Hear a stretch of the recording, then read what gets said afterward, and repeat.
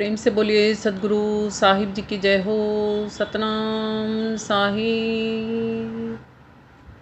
नमो नमो सतपुरुष को नमन करूं हर बार। नमस्कार गुरुदेव को जिन भेद दिया है सार। हे साहिब, आपका अनंत अनंत शुक्रिया, अनंत अनंत आभार। साहिब जी आपकी सर्वदा ही जय जयकार। आदरणीय सर्व संतों की जय हो। उपस्थित आदर के योग्य सभी जीवात्माओं को मेरा नमन। सतनाम साहिब। हम सब में बैठे परमपिता परमात्मा को शत नमन। साथ संगत जी मालिक आनंद का वो असीम स्रोत हैं जो हमारे लोक और परलोक दोनों को ही सवार देते हैं। साथ संगत जी, आज का यह दिन कोई साधारण दिन नहीं है। आज अधिक मास की यानी पुरुषोत्तम मास की पूर्णिमा का महायोग है। लोग अक्सर इसे मलमास भी कहते हैं। कुछ लोग पूछते भी हैं कि इसे मलमास क्यों कहते हैं और फिर इसे पुरुषोत्तम मास भी कहा जाता है, ऐसा क्यों है? इसके पीछे एक बड़ी ही रोचक और रूहानी कथा है। आइए आज हम पहले उसी को समझते और सुनते हैं। साथ संगत जी, ज्योतिष विज्ञान के अनुसार सूर्य और चंद्रमा के दिनों का अंतर मिटाने के लिए हर तीसरे साल में यह एक अतिरिक्त मास प्रकट होता है।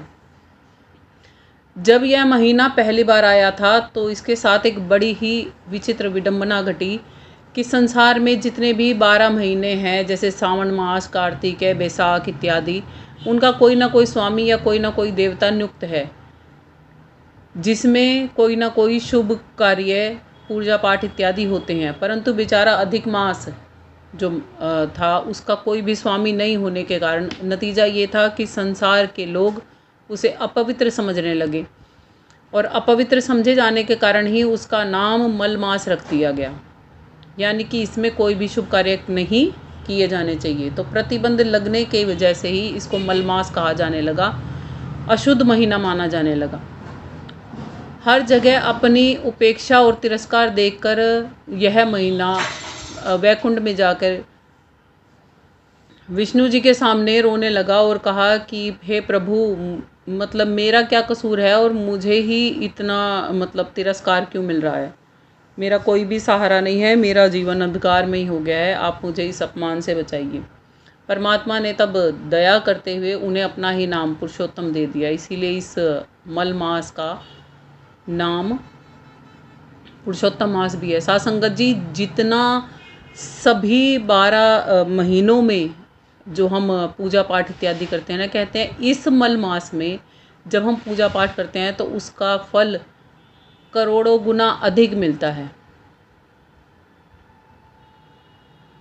ये सब परमात्मा की दया से ही संभव हुआ कि जिसे संसार ने ठुकरा दिया था ये कहकर कि ये बुरा मास है, ये मल मास है, अशुद्धि वाला मास है, उसे ही परमात्मा ने पूर्ण शुद्ध मास में कन्वर्ट कर दिया, पुरुषोत्तम मास, फिर वो कहलाने लगा।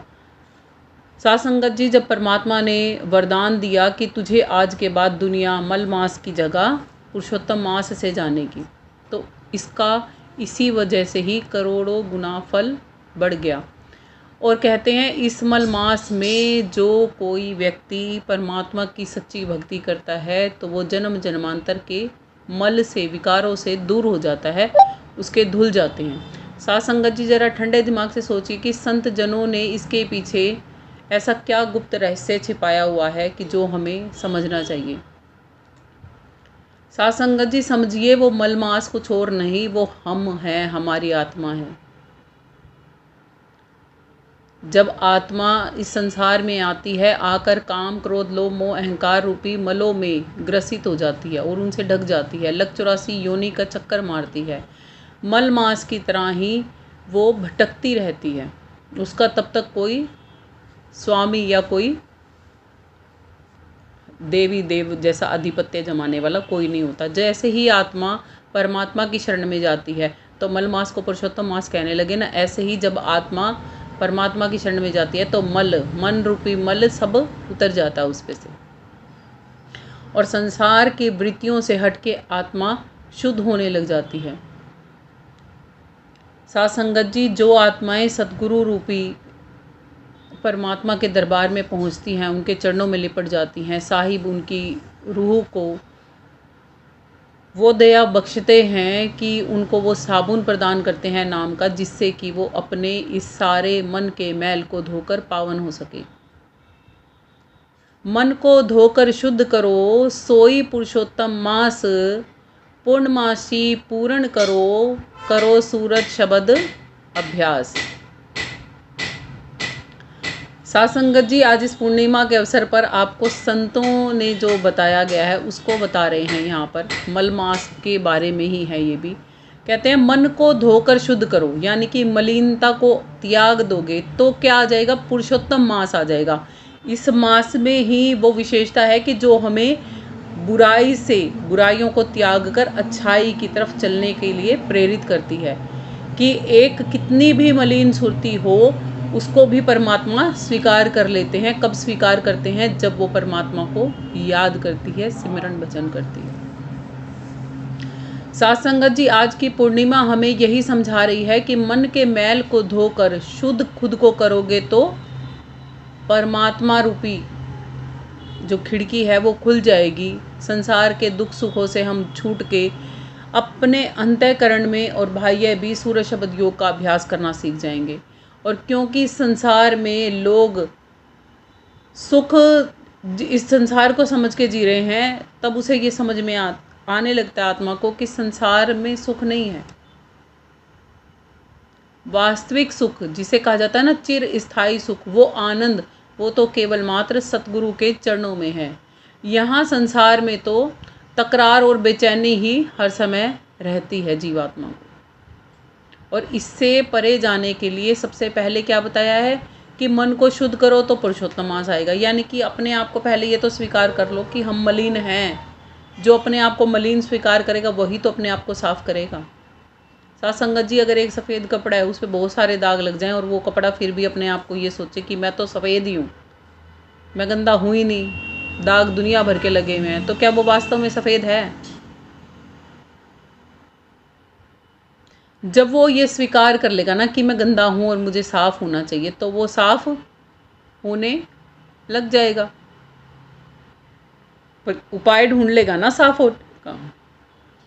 जैसे साथ संगत जी, हम दुखी हैं, जब हम दुखी होते हैं तब हम उपाय ढूंढते हैं ना सुखी होने का।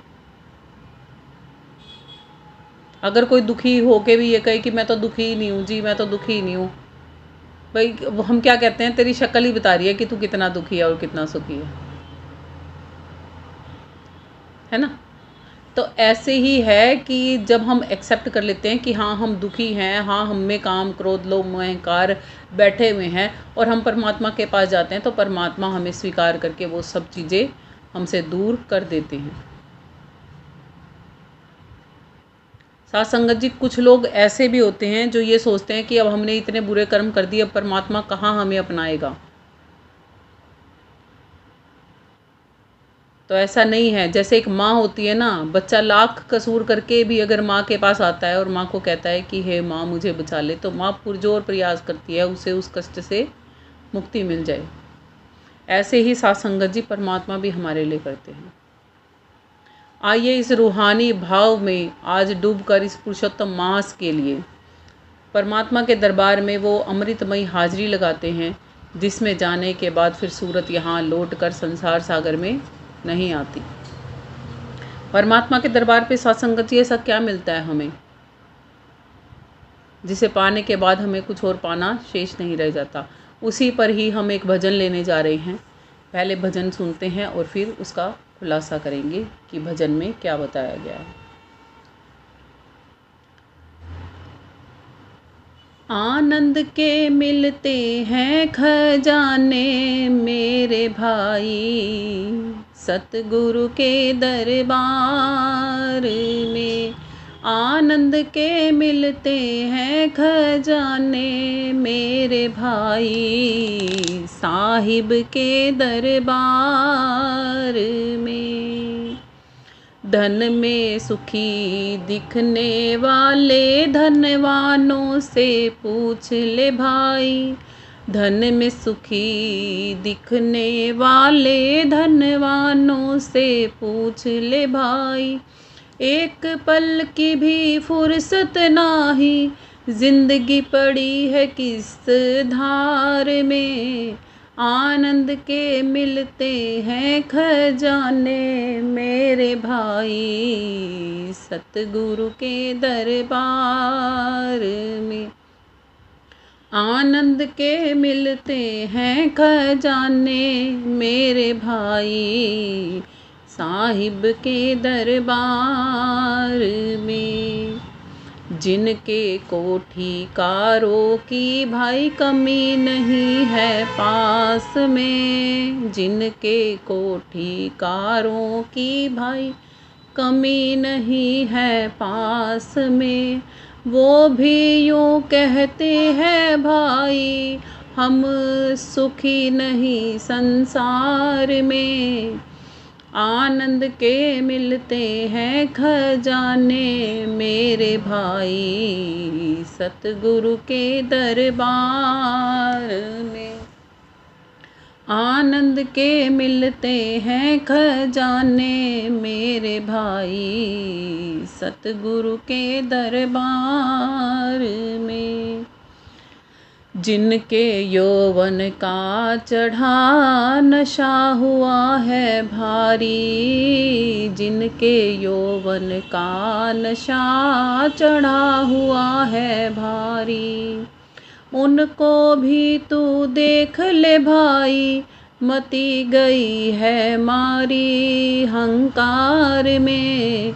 आनंद के मिलते हैं खजाने मेरे भाई, सतगुरु के दरबार में।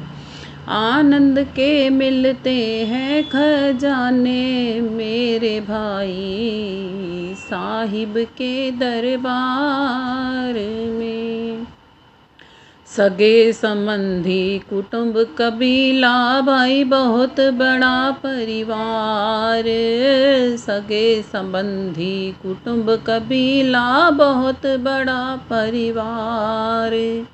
जाते रोज कचहरी मेरे भाई आपस की तकरार में। आनंद के मिलते हैं खजाने मेरे भाई, सतगुरु के दरबार में। आनंद के मिलते हैं खजाने मेरे भाई, साहिब के दरबार में।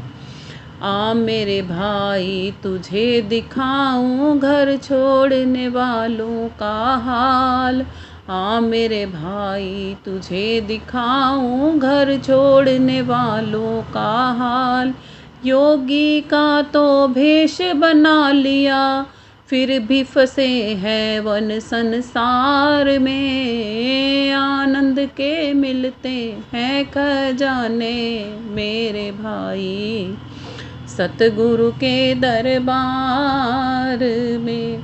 आनंद के मिलते हैं खजाने मेरे भाई, सतगुरु के दरबार में।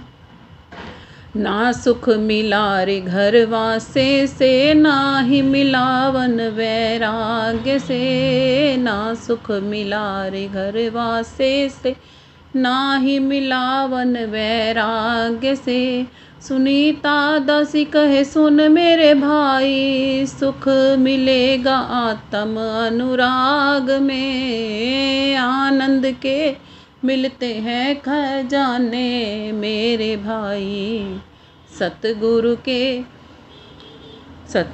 के दरबार में। आनंद के मिलते हैं खजाने मेरे भाई, साहिब के दरबार में। जो मेरे भाई आत्म अनुराग तू चाहे, शब्द भेदी गुरु की ले शरणा। जो मेरे भाई आत्म अनुराग तू चाहे, शब्द भेदी गुरु की ले शरणा। सूरत शब्द का योग करेगा तो पहुँचेगा अमरापुर बाग में, आनंद के मिलते हैं खजाने मेरे भाई सतगुरु के दरबार में। ले जाते हैं वहाँ से सतगुरु साहिब निज अपने दरबार में, ले जाते हैं वहाँ से सतगुरु साहिब निज अपने दरबार में। वहीं पे मिलती है मेरे भाई, वहीं पे मिलते हैं मेरे भाई खजाने आनंद की बहार के, आनंद के मिलते हैं खजाने मेरे भाई सतगुरु के दरबार में, आनंद के मिलते हैं खजाने मेरे भाई साहिब के दरबार में। साध संगत जी, सुनीता दासी आपको समझा रही है, कहना चाहती है, साहिब ने उसे बताया है कि आनंद के खजाने कहाँ मिलते हैं, और वही आपको बता रही है। क्या कह रही हैं? कहते हैं कि परमात्मा के दरबार पे ही, वो सतपुरुष साहिब के दरबार पे ही केवल आनंद की प्राप्ति होती है। साध संगत जी, इस मल मास को संसार ने धुतकार कर, त्याग कर जब छोड़ दिया था ना, तब परमात्मा ने उसे अपनी शरण में ले लिया था और वो मलमास धन्य हो गया था। ठीक उसी प्रकार ही हम सब भी इस संसार सागर में दुखी हुए भटक रहे हैं। सब दरबारों पर हम जाते हैं, ठोकरें खाते रहते हैं। जब तक पूर्ण सच्चे साहिब सतगुरु का दरबार नहीं मिल जाता ना हमें, तब तक आत्मा भटकती ही रहती है। पूर्ण साहिब की जब हम शरण में जाते हैं तो आत्मा को वो असीम रूहानी आनंद मिलता है जो इस दुनिया की तिजोरी को ठिकारों में कभी नहीं मिल सकता। संसार का धन हम कितना भी इकट्ठा कर लें, उनसे वो सतगुरु का अमर खजाना, वो शांति, परम शांति, वो आनंद नहीं मिल सकता। वो तो साहिब सच्चा सतगुरु ही उस परम शांति और उस आनंद को बख्शता है। तभी जीवात्मा की संसारी ये वैचारिक भूख शांत हो जाने लग जाती है और हमेशा हमेशा के लिए जीवात्मा संसार सागर से मुक्त हो जाती है। साध संगत जी, इसी पर कबीर साहिब जी कहते हैं, कबीर सतगुरु के दरबार में कमी काहू की नाही, कबीर सतगुरु के दरबार में कमी काहू की नाही, बंदा मौज न पावही चूक चाकरी माही, बंदा मौज न पावही चूक चाकरी माही। सतगुरु साहिब जी हमें समझा रहे हैं कि रूहानी दरबार में उस आनंद की कोई कमी नहीं है। वो तो हर समय उसकी रहमतों का भंडार खोल के रखता है, कभी उसके ताले नहीं मार के रखता। मगर जीवात्मा जो उसकी मौज के खजाने को नहीं पा पाती ना, वो केवल अपनी ही चूक की वजह से नहीं पा पाती। परमात्मा ने तो हर समय उस पर दया बख्श रखी है। जीवात्मा की खुद की ही नीयत ऐसी नहीं है, उसमें ऐसी तड़प नहीं है कि वो इस संसार सागर से बाहर जाके, इस संसार सागर से अलावा भी परमात्मा को मांग सकती है, नाम को जान सकती है। ये जीवात्मा की खुद की ही करनी ऐसी है कि वो यहाँ पड़ी है। साध संगत जी, श्री गीता के अध्याय 2 के श्लोक 65 में श्री कृष्ण जी कहते हैं कि हे अर्जुन, जो आंतरिक आनंद की स्थिति को समझ जाते हैं, भगवत कृपा को, परमात्मा को समझ जाते हैं, वही परमात्मा के प्रसाद को प्राप्त कर पाते हैं और संसार में जीव सारे दुखों से छूटकर उस प्रसन्न चित्त वाले परमात्मा में, पुरुष में ही अपनी सुरती को जोड़कर इस संसार सागर से पार होकर परमात्मा में ही स्थित हो जाते हैं। साध संगत जी, वहीं पर जाकर ही तो परम आनंद वो मिलता है जिसकी हम इस दुनिया में तलाश कर रहे हैं। हर जगह हम भटक के देखते हैं, हर जहाँ पर भी हम जाते हैं ना, हम केवल मात्र अपने संसार की इच्छाओं को लेकर चले जाते हैं। कभी आप मंदिर, मस्जिद, गिरजाघर और गुरुद्वारों में जाते हो ना, वहाँ पे भी जाके इच्छाओं को मांगने की बजाय ना कुछ देर शांति से बैठ के उस देवी या देव से कहो मुझे परमात्मा का पता बता दो। आपके जीवन में कोई ना कोई वो ऐसा व्यक्ति विशेष ज़रूर भेज देंगे कि जिससे कि आपको परमात्मा का पता चल जाए। बट हम मांगते ही नहीं है ना ये चीज़ें। तो हमें तो क्या चाहिए, संसार के छोटे छोटे से पदार्थ मांगने में ही हम सारा जीवन लगा देते हैं। यही मलिनता है। इसी वजह से ही हम संसार में ही दुख सुख ढोते हुए संसार में ही पुनः पुनः विलीन होते हैं और उत्पन्न होते रहते हैं। साध संगत जी, साहिब के दरबार के जो आनंदमयी, इतना सुंदर वो साहिब का दरबार है। चलो उसके एक मर्म को समझने की कोशिश करते हैं एक उदाहरण के माध्यम से। मान लीजिए एक सेठ है, तपती दोपहरी में वो जा रहा है कहीं यात्रा पे। आसमान में से आग बरस रही है और कोई राहगीर उसे नहीं दिखाई दे रहा। तपते उस रेगिस्तान में मीलों नंगे पांव चल चुका है वो। प्यास के मारे उसका गला सूखे जा रहा है, पाँव में बहुत छाले पड़ चुके हैं। चिलचिलाती धूप के कारण उसका सारा शरीर झुलस चुका है।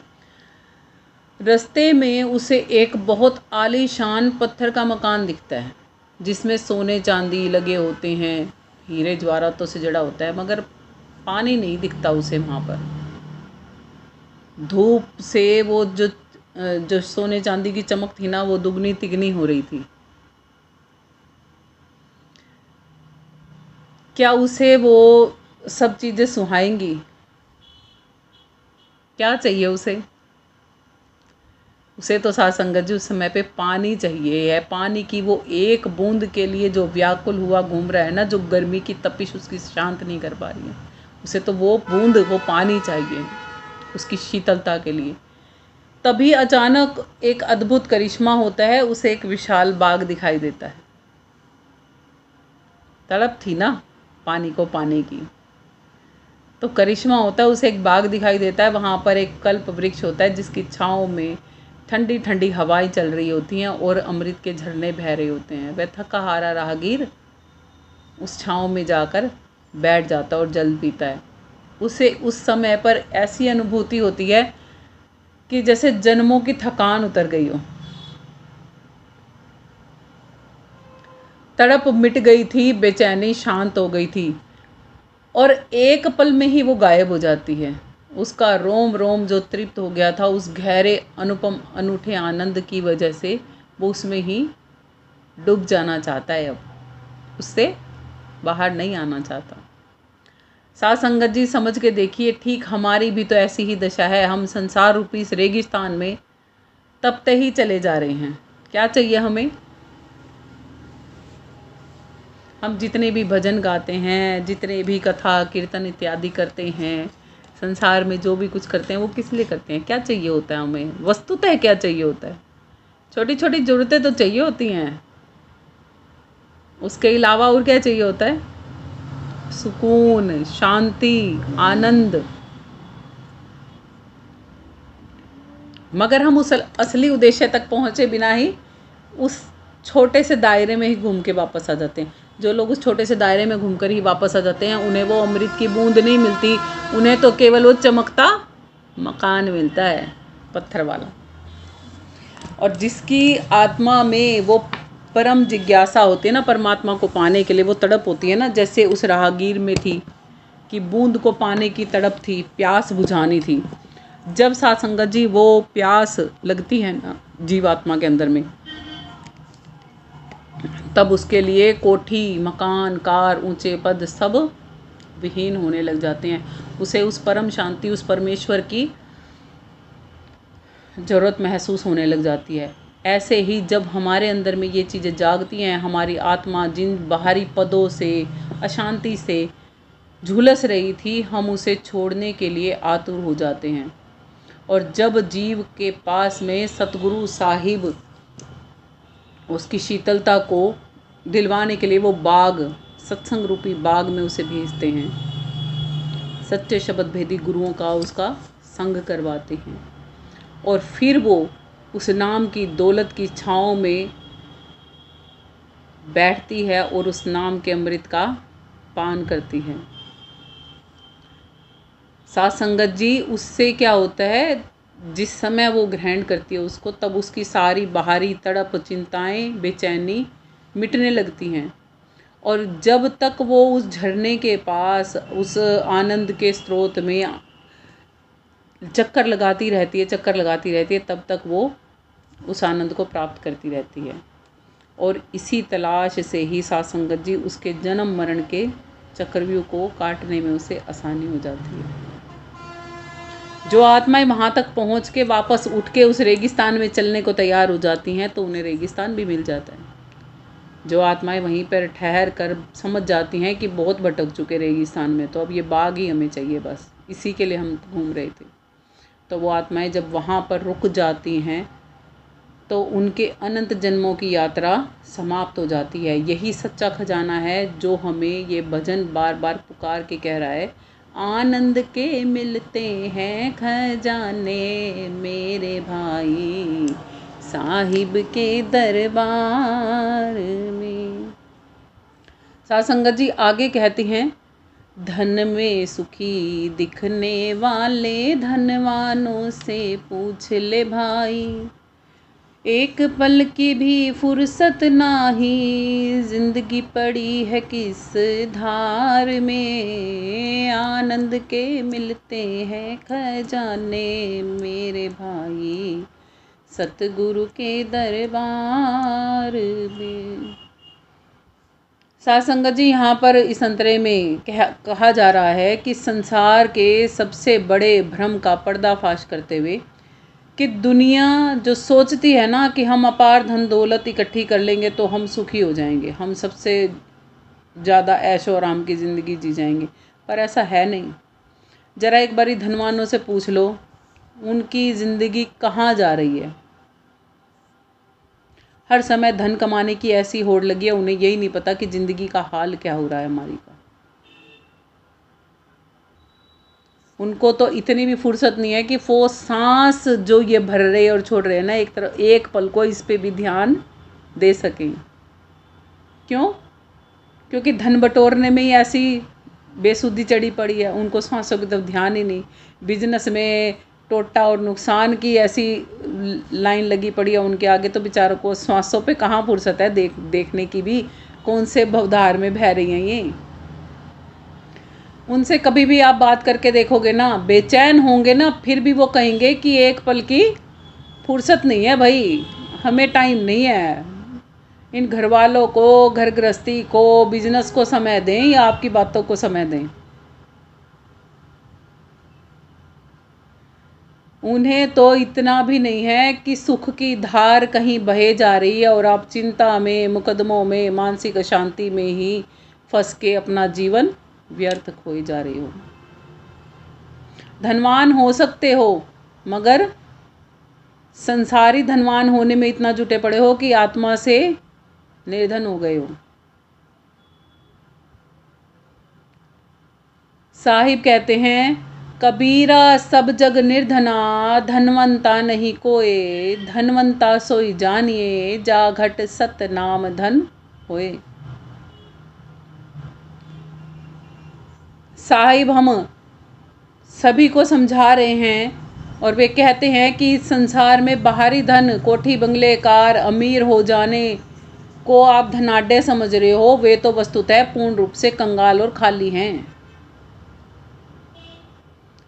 वास्तव में धनी वो होता है, वो जीवात्मा भाग्यशाली होती है जिसके घट में सतगुरु के नाम की दया होती है और सतनाम रूपी धन उसने अपने अंतःकरण में प्रकट कर लिया होता है। बाकी सब तो नश्वर संसार की नश्वर माया का पहरा ही है मात्र। साथ संगत जी, यही बात श्री कृष्ण जी श्री गीता के अध्याय 16 के श्लोक 12 में हमें कह रहे हैं। श्री कृष्ण जी कहते हैं, धन के अहंकार में डूबे अज्ञानी पुरुषों की दशा बता रहे हैं। वे कहते हैं, संसारी मनुष्य आशा की करोड़ों फांसियों में फंसे हुए हैं। काम क्रोध की लत उन्हें छोड़ नहीं रही है। अपनी काम वासनाओं की तृप्ति और भोग के लिए अन्यायपूर्वक धन बटोरने की चेष्टा की अंधाधुंध दौड़ में वे दौड़ते जा रही हैं।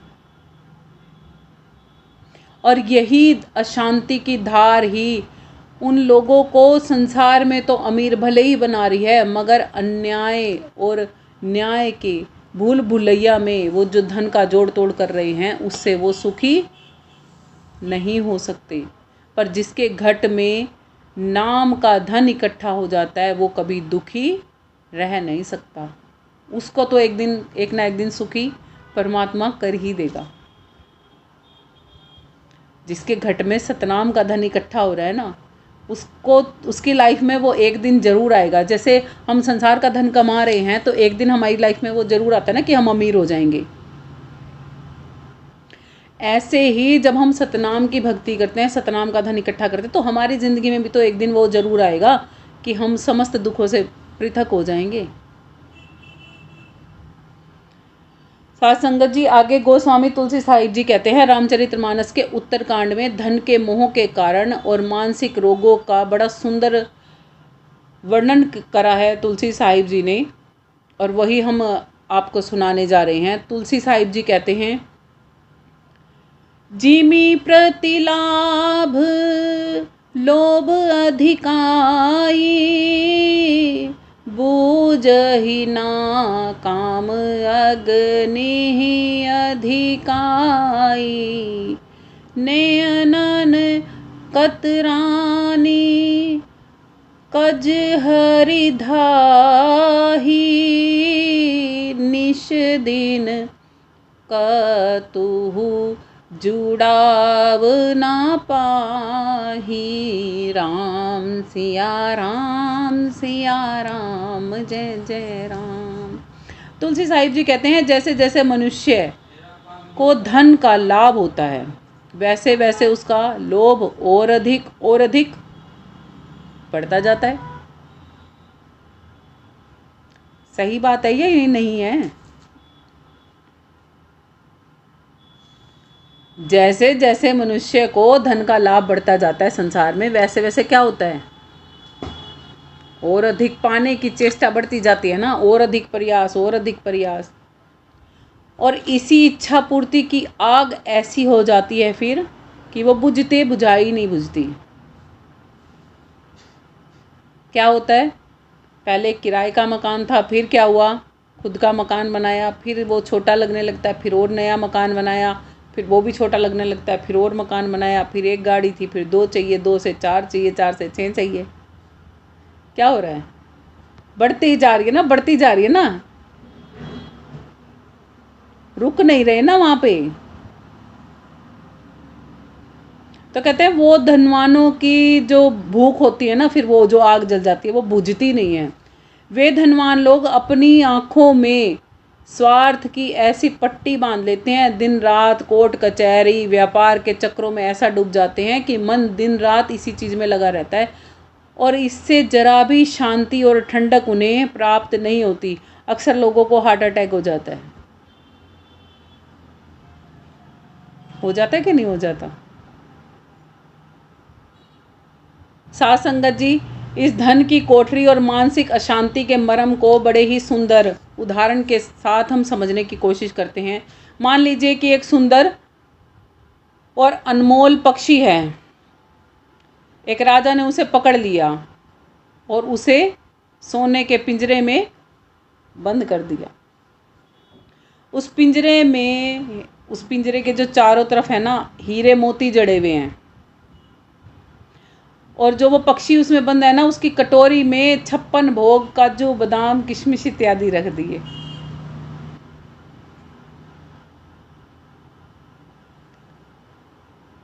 बाहर से देखने में वो पिंजरा इतना आकर्षक लगता है कि कोई भी उस पिंजरे को देखे ना, कहे वाह क्या पिंजरा है। लोग तो तारीफ करते नहीं थकते उस पक्षी की कि भाई कितना भाग्यशाली पक्षी है, ऐसे बड़े पिंजरे में रह रहा है।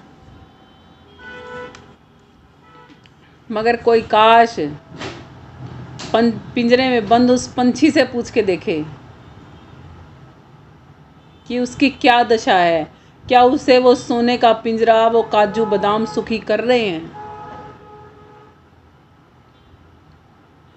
साथ संगत जी जवाब होगा नहीं। क्यों नहीं? क्योंकि वो पंछी अपनी आज़ादी खो चुका है। वो खुले आसमान में उड़ने वाला पंछी, वो पेड़ों की डालियों पर बैठने वाला पंछी, वो चहचहाने वाला पंछी अब सोने की उस कैद में कैदी बन के रह गया है। उसकी तड़प का तो बखान ही नहीं हो सकता। साथ संगत जी, वो पंछी उस सोने के पिंजरे के भीतर तड़प रहा है, अपनी जीव पटक रहा है कि सोने का पिंजरा कहीं से टूट जाए, नोक मार मार के जीव अपनी चोंच से, कि उसे वहाँ से बाहर निकलने के लिए कोई जगह मिल जाए, कि वो यहाँ सुखी नहीं है, उसे आलीशान जेल लग रही है वो। ठीक यही हाल आज के बड़े बड़े धनवानों की है। उनके पास आलीशान बंगले, कोठी, बैंक बैलेंस रूपी सोने के पिंजरे तैयार कर लिया उन्होंने अपने आसपास, मनमाया के साथ लग के ना, तो ये सब तैयार कर लिया है। बट उसके अंदर बैठी वो पंछी आत्मा, उससे ज़रा पूछ के देखिए, क्या वो शांत है?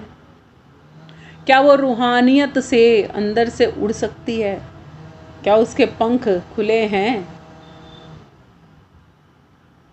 क्या उसका अंदर का आत्म तत्व ब्रह्मांड की यात्रा करने को तड़पता नहीं है? क्या वो पूर्ण रूप से शांति, सुकून, आनंद चाहता नहीं है? साथ संगत जी, इतना बुरा हाल हो चुका है हमारा, अंदर से हमारी रूह आज़ादी के लिए तड़पती रहती है, मगर हम चिंता रूपी जेल में अमीर आदमी बनने की होड़ में ऐसे जुटे पड़े हैं कि हम दवाइयाँ खाते रहते हैं, हमें तो नींद तक भी आती नहीं है। साहिब इसीलिए कहते हैं, ऐ मेरे भाई, क्यों इस धन के धोखे में अपना जीवन गंवा रहा है? असली सुख और असली उड़ान इस सोने के पिंजरे में नहीं है, बल्कि सतगुरु के चरणों में जाकर मिलेगी, सतनाम की कमाई करने से मिलेगी, जिससे कि ये तेरा पिंजरा टूट जाएगा और तू उड़ जाएगा। साथ संगत जी, अमीरों को क्या पता नहीं है कि हमने इस दुनिया से जाना है? पता है ना सभी को। कोई यहाँ अमीर है, कोई गरीब है, जो भी मनुष्य हैं इस दुनिया में, क्या उन्हें पता नहीं है एक दिन हमें जाना है यहाँ से? क्यों भूल जाते हैं हम कि ना वो भी कुछ ले गए साथ जो दुनिया के वाली थे। अरे सिकंदर जब चले थे दुनिया से तो उसके भी दोनों हाथ यहाँ खाली थे। फिर हम किस जोड़ा तोड़ी में लग रहे हैं साथ संगत जी? इसका मतलब ये नहीं है साथ संगत जी कि घर गृहस्थी में रहना छोड़ दो, कमाना छोड़ दो। इतना कमाओ जितने की ज़रूरत है केवल आपको। ज़रूरत वो थोड़े में भी पूरी हो सकती है, सब्र होना चाहिए। और ज़रूरत तो उनकी भी पूरी नहीं होती जिनके पास अरबों खरबों की संपदाएं पड़ी हैं। साथ संगत जी आगे भजन में फरमाते हैं, जिनके कोठी कारों की भाई कमी नहीं है पास में, वो भी यूं कहते हैं भाई हम सुखी नहीं संसार में, आनंद के मिलते हैं खजाने मेरे भाई सतगुरु के दरबार में। साथ संगत जी देख लो, किसी भी आलीशान कोठी महल बंगलों वालों से बात करके देख लो। बात तो बादशाह सिकंदर ने भी की थी ना अंतिम समय में, कि वो अपनी माँ से मिलना चाहते थे। क्या मिल पाए?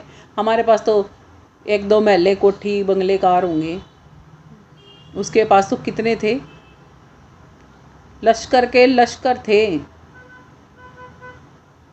क्या वो साथ में कुछ ले गए थे? और जब तक वो लड़ाइयाँ करता रहा, जब तक चिंता में ही रहता था, एक देश पे कब्जा कर लिया, अब दूसरे पे कर लूँ, दूसरे पे कर लिया, तीसरे पे कर लूँ, तीसरे पे कर लिया, चौथे पे कर लूँ।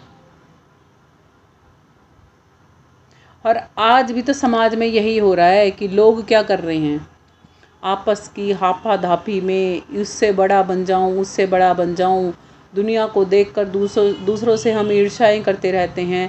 बैठ के एकांत में कभी दो घड़ी अपने सच्चे दिल से प्रभु को प्राप्त करने का प्रयत्न नहीं करते। कभी अपने मुख से अपने लिए स्वीकार नहीं करते कि हमें परमात्मा की सबसे ज़्यादा ज़रूरत है इस दुनिया के चक्रव्यूह से निकलने के लिए। जहाँ हमें सच्चा सुख, सच्चा चैन मिल सकता है, वहाँ जाने के लिए हमें कुछ घड़ी परमात्मा के साथ बिताने की ज़रूरत है। हम उन भारी साधनों में बेचैन बेचैन घूम रहे हैं, सच्चा सुख ढूंढते फिर रहे हैं वहाँ जहाँ की मिलना ही नहीं। वे भारी संसाधन साथ संगत जी हमें खाली और उदास ही करते जाएंगे, कभी भी हमें पूर्ण नहीं कर पाएंगे और कभी भी हमें पूर्ण शांति वो नहीं दे पाएंगे। साहिब कहते हैं, कटाक्ष करते हुए हम पर, कहते हैं सुखिया सब संसार है जो खावे और सोवे। सुखिया सब संसार है जो खावे और सोवे, दुखिया दास कबीर है जो जागे और रोवे। दुखिया तो दास कबीर है जो जागे और रोवे। साहिब हम पर कटाक्ष मार रहे हैं। हम कहते हैं ना लोगों को कि हम सुखी हैं, हम सुखी हैं। अरे मेरे तो इतने बंगले कार है, मैं तो बहुत सुखी हूँ, मैं तो बहुत सुखी हूँ। अपने अंदर का हाल पूछ के देख खुद से, कितना सुखी है। बाहरी सुख साधन नहीं है, अंतःकरण में सुख नहीं है। अंतःकरण में तो होड़ है अभी भी। मेरे से तो अमीर, मैं तो भारत का नंबर 1 व्यक्ति अभी तक बना ही नहीं हूँ, है ना होड़, है ना भागम भाग। फिर भारत देश का बन जाएगा तो क्या चाहिए। भारत देश का सबसे बड़ा व्यक्ति बनने के बाद भी क्या चाहिए। फिर दुनिया का सबसे बड़ा व्यक्ति तो नहीं हो, फिर वहाँ की होड़। दुनिया का भी सबसे बड़ा व्यक्ति बन जाएगा तो फिर क्या होगा। रावण जितनी होड़ आ जाएगी, तीनों लोगों का तो बड़ा व्यक्ति नहीं हूँ। ये होड़ तो खत्म होगी ही नहीं। ये होड़ ऐसे ही चलती रहती है और मनुष्य जीवन का प्राणांत करके फिर से ही लक 84 में भटकने चला जाता है। साहिब इसीलिए कह रहे हैं सुखिया सब संसार है। वो लोग संसार के सुखी समझते हैं खुद को जो लोग केवल खाते हैं और बेफिक्री से सो जाते हैं। उनको एक पल को भी ख्याल नहीं है कि मौत भी हर समय सिरहाने खड़ी है, किसी भी समय गर्दन दबोच सकती है। और साहिब कहते हैं मैं दुखी हो रहा हूँ कि ये मनुष्य है, ये मनुष्य है, इसकी आदत माया के नशे में दिन रात चूर घूम रहा है। कोसों कोसों तक इसके पास शांति नहीं है और मालिक को याद करने की बजाय इसकी हालत लक 84 में जाके और भी बिगड़नी है। इसलिए साहिब रो रहे हैं। कहते मैं जागता हूँ और रोता हूँ कि कैसे बेफिक्रे हैं ये लोग। साथ संगत जी, संतों को नींद क्यों नहीं आती ये भी समझ में आया ना। अमीरों को नींद नहीं आती होड़ की वजह से, और संत जो नहीं सोते ना उनको नींद नहीं आती कि उन्हें संसार में रहना नहीं होता, उन्हें तो यहाँ से जाने की लगन लगी होती है।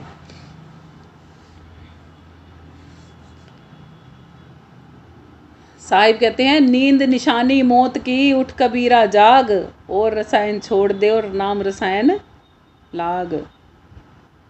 नींद तो मौत की निशानी है, एक दिन तो सोना ही है। नानक जी भी कहते हैं फिर क्या जागेगा नानका जब सोवे पाँव पसार। अभी जगने का अवसर है, अब तो आराम से, हमारी तो नींद नहीं पूरी होती, हमें तो इतना काम है, दिन भी सोवें रात भी सोवें, पता नहीं कितना सोवें। अरे कभी तो जग लो, जागो चेतो और भक्ति करके यहाँ से चलो। मुसाफिर खाना है ये, हम यहाँ सदी रहने के लिए नहीं आए हुए। ये तन जो मिला है ना, ये छूटते ही हमारी यात्रा अगली शुरू हो जाएगी। साथ संगत जी, श्री गीता के अध्याय 2 के श्लोक 70 में श्री कृष्ण जी कहते हैं, अर्जुन को समझाते हुए कहते हैं जैसे चारों ओर से नदियाँ आकर समुद्र में मिलती हैं। नदियाँ कहाँ से चलती हैं? पहाड़ों से चलती है ना। कहाँ पर जाकर पूर्ण होता है नदियों का डेस्टिनी? समुद्र में जाके। अब जो नदियाँ समुद्र तक सीधे नहीं पहुँचती, घूम फिर के पहुँचती हैं, क्या वो समुद्र तक बिना पहुँचे रह जाती हैं? चाहे वो लक 84 में उनको घुमा के ले जाओ, चाहे 85 में घुमा के ले जाओ, आखिरकार में जाना कहाँ पड़ेगा उन्हें? जब तक समुद्र में वो नदी नहीं मिलेगी तब तक हम क्या कहेंगे, ये नदी तो है ना संसार में ही भटक रही है, कहेंगे ना इसका मुआना तो, इसका रुख तो होना चाहिए समुद्र की तरफ। ये दुनिया में क्या कर रही है भटक भटक के, यही चीज बता रहे हैं श्री गीता में। श्री कृष्ण जी कहते हैं जैसे चारों ओर से नदियां आकर समुद्र में मिलती हैं, पर समुद्र अपनी मर्यादा में अचल रहता है, अचल रहता है ना वो। ये तो नहीं है कि मीठी नदी मिल गई उसमें आके तो समुद्र अपना खारापन छोड़ देता है, अचल है ना, स्थिर है ना। कहते हैं वैसे ही जिस मनुष्य के भीतर में संसारी भोग विलास बिना विकार पैदा किए समाप्त हो जाते हैं, वही शांति सच्ची पा सकता है। उसके सामने भोग विलास चल रहा है अभी भी, ये नहीं कि नहीं चल रहा, नदियां तो चल रही है ना अभी भी, और उसे कोई फिर फर्क नहीं पड़ता कि जैसे आज हम करते हैं ना, किसी को देखते हैं अरे बड़े अच्छे कपड़े पहन रखे हैं, कहाँ से लेके आए बहन जी, हम भी खरीद लाएंगे, इनके घर में तो बड़ा सुख है, इनके घर में तो बड़ा धन है, कहाँ से लेके आए जी, हम भी ले आएंगे। बता देते हैं लोग अक्सर हमें, क्या कहेंगे, मैंने तो वैभव लक्ष्मी के व्रत किए थे, तब से हमारे घर में धन की कमी नहीं है। बहन जी आपने किए हैं, लगा दी ना पिन, अब वो बहन जी भी करेगी, क्यों, उसने भी वही चाहिए। और क्या कहते हैं श्री कृष्ण जी, कहते हैं जिसके अंतःकरण में खुद के में समुद्र जितनी वो शांति आ जाती है ना, भोग विलास छूट जाते हैं, उसको क्या है, उसके लिए फिर यही है कि वो कहेगा कि मेरा अंदर शांत है, मेरे को ना चाहिए वैभव लक्ष्मी के व्रत वगैरह, मैं तो खुद में ही परिपूर्ण हूँ, मेरे मालिक ने मुझे पूर्ण बना रखा है, सब भटकन खत्म हो जाती है। कहते हैं इसी प्रकार जो मनुष्य इन कोठिकारों के भोग और कामना की चाहत में दौड़ता रहता है, उससे कभी भी पूर्ण रूप से शांति नहीं मिलती। साथ संगत जी आज के टाइम में ये बता दो कितने लोग ऐसे हैं जो मंदिर मस्जिद गिरजाघर गुरुद्वारों में तीर्थों पे जाते हैं, कहीं आप जाके देख लो हर जगह क्या मिलेगी, हर जगह क्या मिलेगी साथ संगत जी, भीड़ मिलेगी, भीड़ भीड़ मिलेगी ना। हम क्या कहते हैं, ओ इतने लोग गंगा जी में डुबकी लगाने आ रहे हैं, इतने लोग मंदिरों में आ रहे हैं। साथ संगत जी तो क्या उन सब की भटकन मिट जाती है। उन मंदिरों में जाने वालों से ना एक बारी थोड़ा सा प्यार से बोल के उनको छेड़ के देख लो, पूछ के देख लो क्या क्या निकल के आएगा। कोई ये नहीं कहेगा मेरे पर मालिक की मौज है, मैं पूर्ण रूप से सुखी हूँ। क्या सुनने को मिलेगा साथ संगत जी वहाँ पे? मुझसे ज़्यादा आप वाकिफ़ हैं इन चीज़ों से कि क्या सुनाएंगे वो लोग। हर कोई अपना ज़िंदगी का कोई किस्सा लिए बैठा होगा वहाँ पे। साथ संगत जी गोस्वामी तुलसी साहिब जी रामचरितमानस के उत्तरकांड में साफ साफ शब्दों में गरुड़ जी के माध्यम से सत्य को प्रकट करके कहते हैं, बिन संतोष न काम न शाही, काम अछत सुख सपने हो नाही, कोटि जतन करे को भाई, बिनु हरि भक्ति की आरती जाई, राम सिया राम जय जय राम। तुलसी साहिब जी कहते हैं बिना संतोष के क्या नहीं आएगा, बिना संतोष के मन में कभी तृष्णा और कामनाओं की लय ये टूटेगी नहीं। जैसे ही संतोष धन आ जाएगा ना, ऐसे ही कामनाएं तृष्णाएं पीछे हटने लग जाएंगी। और जब तक मन भौतिक सुख साधनों की चाह में कामना में रचा बसा रहेगा ना, तब तक मनुष्य के सपने में भी सुख नहीं हो सकता। चेतन अवस्था में तो सुख जब होगा जब सपने में सुख होगा।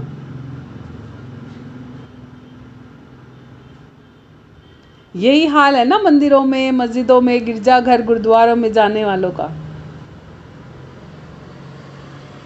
साथ संगत जी, हम यहाँ ये नहीं कह रहे मत जाओ, जाओ, मगर उस शांति को पाने जाओ, अपने घर, अपने अंतःकरण की बेचैनी को मिटाने जाओ, ना कि और बेचैनी बढ़ाने के लिए जाओ। क्यों कामनाओं का कटोरा उठा के जाते हो वहाँ पर? देवी देव तो कामना करते हैं उनको आपका तन मिल जाए, और आप उनसे संसार की कामना करते रहते हो। कैसी अजीब विडंबना है ना साथ संगत जी। साथ संगत जी, तुलसी साहिब जी कहते हैं, चाहे करोड़ों यत्न कर ले मनुष्य, बिना सतगुरु की भक्ति के, बिना नाम के, बिना सतनाम के जाने आत्मा की यह आंतरिक तड़प कभी भी दूर नहीं हो सकती, नहीं हो सकती। साथ संगत जी, चलिए इसको भी हम एक उदाहरण के माध्यम से, कहानी के माध्यम से समझने की कोशिश करते हैं कि आखिरकार में संत जन, आखिरकार में हमें श्री गीता साहिब, अन्यत्र संत तुलसी साहिब जी हमें समझाना क्या चाहते हैं। हम अक्सर संसार में देखते हैं साथ संगत जी कि एक छोटा सा बच्चा है, किसी कीमती खिलौने की मांग कर रहा है। समझो कि एक रिमोट कंट्रोल वाली कार मांग रहा है, रिमोट से चलने वाली। बच्चा उसे देखकर इतना मचल रहा है कि ज़मीन पर लोट लोट कर रोने लग जाता है और ज़िद्दी करने लग जाता है भरे बाज़ार में। मुझे तो बस यही खिलौना चाहिए, मुझे तो और कुछ नहीं, मुझे नहीं पता, मुझे तो यही चाहिए। माँ बाप बड़ी भारी कीमत चुकाते हैं उस खिलौने को उसे दिला देते हैं। खिलौना मिलते ही बच्चा कुछ घंटों के लिए उस खिलौने से खुश रहता है। कुछ घंटों के लिए लगा लो, कुछ दिनों के लिए लगा लो, बहुत बहुत ज़्यादा होगा तो कुछ महीनों के लिए वो बच्चा उस खिलौने से सेटिस्फाई रहेगा। बस खेलेगा, कूदेगा, मस्ती में रहेगा। लेकिन साथ संगत जी, हम सभी को पता है क्या होगा, एक दिन वो खिलौना उस बच्चे को हमेशा के लिए सुखी नहीं कर पाएगा। जैसे ही नया खिलौना दिखेगा तो वो फीका पड़ जाएगा, और या फिर नहीं भी दिखेगा तब भी उस खिलौने की वो वर्थ नहीं रह जाएगी उस बच्चे के लिए। भले ही वो कितना भी महंगा आया हो, एक दिन वो उससे उब जाएगा और उसे एक कोने में फेंक देगा। अब क्या चाहिए? अब फिर पुनः बाजार और फिर नया खिलौना। साथ संगत जी, ये नए खिलौने पाने की, रोने की तड़प, ये ही बीमारी है। ये ऐसी बीमारी है जो मिटती नहीं है। साथ संगत जी, ठीक वही हाल हम बड़े इंसानों का है।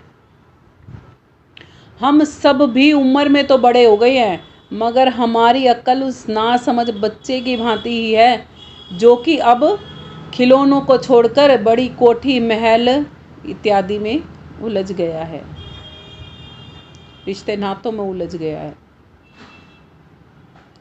साथ संगत जी, बच्चा तो खिलौने के लिए जिद कर रहा था जो कि रिमोट कार थी, और अब बड़े किस चीज़ की जिद कर रहे हैं, किस चीज़ की होड़ में पड़े हैं कि अब असली की कार चाहिए जिसमें हम बैठ सकें। वो कार भी ये नहीं पता कि वो टीन का पिप्पा ही है। एक मकान चाहिए बड़ा जिसमें हम सुख से रह सकें, मगर हालत साथ संगत जी वही है, हकीकत वही है। भले ही कोठी कार हो जाए, आत्मा की भूख नहीं मिटती इन चीज़ों से। 2 दिन के लिए वो खुशी देती हैं, फिर मनुष्य का मन उन चीज़ों से उबने लग जाता है। साथ संगत जी, आपने सपोज़ करो एक नया मकान बना लिया, जैसा आप चाहते थे ना, आपके अनुकूल मिल गया आपको सब चीज़ें। शुरू में है ना 2-4 साल 5 साल आप क्या करोगे? गेट भी साफ, रगड़ा पट्टी खूब जुटे रहोगे, कहीं पे डस्ट नहीं होना चाहिए, कहीं पे कुछ नहीं होना चाहिए, बस चमाचम होनी चाहिए। फिर क्या होगा? थोड़े दिनों बाद चीज़ें वो देखने की आदत होगी ना, पुरानी होती जा रही है ना। अब क्या होगा? छोड़ ना, कल करेंगे, हो गया तो गंदा हो जाने दे, कोई बात नहीं। अब क्या, इसको सारी उम्र इसी को रगड़ते रहेंगे। और धीरे धीरे क्या होगा? दो चार उसके लिए नौकर लगा लेंगे मकान के लिए, भाई अब हमारे से नहीं बनता। फिर वो नौकर कौन सा, सारे तरीके की सफाई करने वाले सारे बढ़िया भी नहीं मिलते, सारे ख़राब भी नहीं होते। तो कहीं से वो डस्टिंग होगी, कहीं से वो छूटे भी। अब क्या होगा, पैसे दे के भी सीख लिए भाई, ऐसे ही रहता है अब तो। चलो भाई, धीरे धीरे क्या होगा, उससे उबन होनी शुरू हो जाएगी। और जब उबता है ना हमारा आपा, फिर हम क्या करते हैं, उसमें पेंट वाले लगा लेते हैं कि चलो फिर थोड़े दिनों के लिए नयापन आया, फिर वो पुराना होगा। साथ संगत जी, ऐसे ही हम बार बार बदलते जाते हैं, मगर वो पूर्ण रूप से शांति हमें नहीं दे पाते। बाहरी संसाधन हमें पूर्ण रूप से कभी भी शांति नहीं दे सकते। और जिस आत्मा को ये समझ में आ जाता है कि ये तो छूटने वाला है, अब इसे साफ कर लो या ना कर लो, ये एक दिन छूटेगा, तो वो फिर शांत रहेगा, करेगा काम जरूर। वो ये नहीं है वो सफाई करना छोड़ देगा या वो कुछ और छोड़ देगा, वो करते हुए भी लिप्त चिप्त होके परेशान होना बंद हो जाएगा। साथ संगत जी, इस नश्वर शरीर के खिलौने के मोह को हम फिर छोड़ देते हैं जब हम आत्मा से तृप्त होने लग जाते हैं। ये शरीर जो हम बदल रहे हैं, छोड़ रहे हैं, ये भी वही चीज़ है। साथ संगत जी, सतगुरु के दरबार में आने के बाद ही नाम की शब्द की वो असीम अविनाशी धन हम कमाने लगते हैं, जिससे कि आत्मा हमेशा हमेशा के लिए भटकन से छूट जाती है और परम शांति और परम सुख को प्राप्त कर जाती है। साथ संगत जी, आइए आगे समझते हैं। कहते हैं, जिनके धन यौवन का नशा चढ़ा हुआ है भारी, जिनके धन यौवन का नशा चढ़ा हुआ है भारी, उनको भी तू देख ले भाई, मती गई है मारी हंकार में, आनंद के मिलते हैं खजाने मेरे भाई सतगुरु के दरबार में। क्या कह रहे हैं साथ संगत जी आगे? कहते हैं, मनुष्य जीवन के एक और बड़े धोखे से हमें सामना करवा रहे हैं। जवानी के जोश में मनुष्य को होश नहीं होता। अक्सर कहते भी है ना हम जवानों को, अभी तो बेटा जवानी का जोश है, होश नहीं है। होश में आएगा ना, उस दिन पता लगेगी असलियत। क्योंकि उस समय शरीर में ताकत होती है और नशा होता है जवानी का। जब मनुष्य युवा हो जाता है तो उसके शरीर में ताकत होती है, रंग रूप होता है, उसे लगता है कि वह इस समय पे अमर हो गया और पूरी दुनिया उसके कदमों में है। पर इस शारीरिक शक्ति का नशा भी धीरे धीरे उतरने लग जाता है। साथ संगत जी, जिस शक्ति के नशे में वो अंधा हुआ जवान बच्चा घूम रहा था ना, धीरे धीरे वो मिटने लगता है। कब मिटता है? जब उसका शरीर जर्जर होने लगता है। उससे पहले तो वो अंधा हुआ, उस विवेक की, उसकी बुद्धि की वो मति ऐसी मारी जाती है कि अहंकार के वश वो अपनों का निरादर तक भी करने लग जाता है और भगवान को तो पूर्ण रूप से भूल ही जाता है। साहिब यही इशारा करते हुए कह रहे हैं कि ऐसा चक्र भी हुआ है, देख लो, बुढ़ापा आते आते तक वो जो जवानी का नशा था ना, वो जब उतरता है जब बुढ़ापा आ जाता है, मती मारी जाती है। और बुढ़ापे में अक्सर लोग बुढ़े जो हो जाते हैं ना, वो कहते हैं, हाँ रे असली टाइम तुमने खो दिया, अब कहाँ भक्ति होनी थी, फिर अब तो रोगों की भक्ति हो रही है। साथ संगत जी, श्री गीता के अध्याय 2 के श्लोक 63 में श्री कृष्ण जी कहते हैं जीव के अहंकार और विकारों के बारे में। कहते हैं, जब जीव के अंदर में ये अहंकार और विकार बढ़ते हैं ना, तो उसकी बुद्धि भ्रष्ट हो जाती है। वे समझाते हुए कहते हैं कि मनुष्य के भीतर जब काम, क्रोध, लोभ, मोह, अहंकार बढ़ जाता है तो उससे अत्यंत मूढ़ अज्ञान पैदा होता है, मूढ़ता का भाव पैदा होता है। अज्ञान के सिमरण से स्मरण शक्ति भ्रमित हो जाती है और स्मरण शक्ति भ्रमित होने के कारण बुद्धि का विनाश हो जाता है। और बुद्धि का विनाश होने के कारण मनुष्य अपने पुरुषार्थ के मार्ग पर, सदकर्म के मार्ग पर, साधना के मार्ग पर जब चलना था उसका पतन कर लेता है। मनुष्य जन्म दुर्लभ अति, मिले न बारंबार, तरवर से पत्ता झड़े तो बहुर न लागे डार। और तुलसी साहिब जी तो कहते हैं कि ये मनुष्य जन्म इतना दुर्लभ है कि देवताओं को भी नहीं मिलता।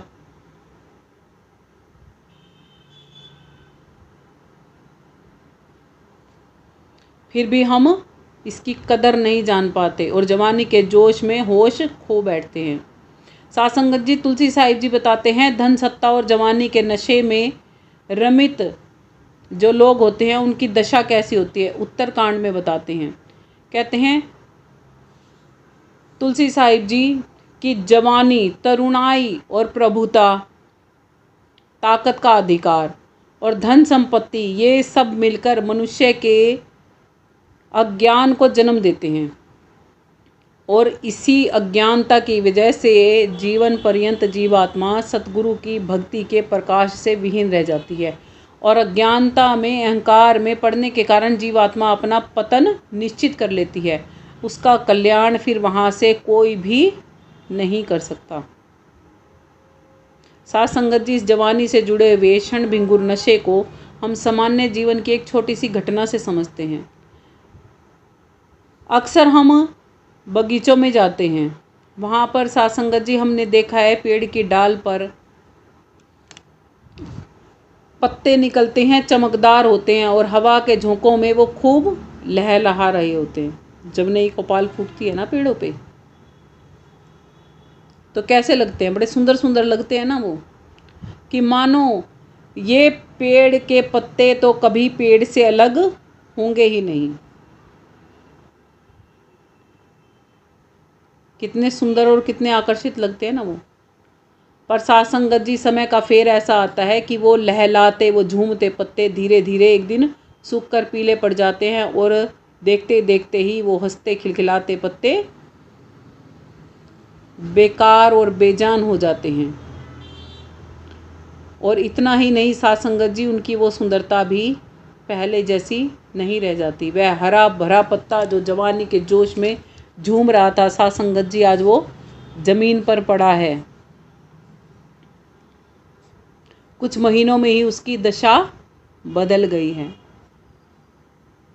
वो इतना पीला पड़ चुका है कि पेड़ से टूटकर सूख कर हवा, मामूली सी हवा भी उसको एक झोंके से दूसरी तरफ उड़ा उड़ा कर लेकर जाती है और चलते हुए पथिकों के पैरों के नीचे आकर वो रोंदा जाता है। देखा है ना सात्संगत जी, ये दृश्य तो आप सबने देखा होगा अपने लाइफ में पेड़ का। साहिब कहते हैं, ठीक इस कहानी की भांति ही हमारी जवानी है। जब आज शरीर में ताकत है, आंखों में चमक है, तो हमारे अंदर में अहंकार है कि हम अपना आपा ही भूल बैठे हैं। पर याद रखिएगा साथ संगत जी, जवानी जब बीतेगी ना, एक समय का हवा का झोंका ऐसा आएगा कि बुढ़ापा और बीमारी आते देर नहीं लगेगी। और जैसे ही बुढ़ापा और बीमारी आएगी तो उस समय पर हमारा शरीर निढाल एक पीले पत्ते की भांति ढीला हो जाएगा। इसीलिए साथ संगत जी समझाते हैं, साहिब हमें कहते हैं कि आज ही जवानी के जोश को छोड़ के, अहंकार को छोड़ के, अपनी ढलती हुई जवानी को छोड़ के उस ताकत को पहचानो जो सतगुरु के दरबार में लगानी चाहिए। जवान हो आज से ही भजन बंदगी सुमिरन करना सीखो, सेवा करनी सीखो, क्योंकि केवल नाम की कमाई ही है जो आत्मा के साथ जाएगी, ना कि चमड़ी की कमाई है जो आत्मा के साथ जाएगी। साहिब कहते हैं, मैं चाम का प्यारा नहीं हूँ, मैं काम का प्यारा हूँ। और जो निष्काम हो जाते हैं वो मुझे प्यारे होते हैं।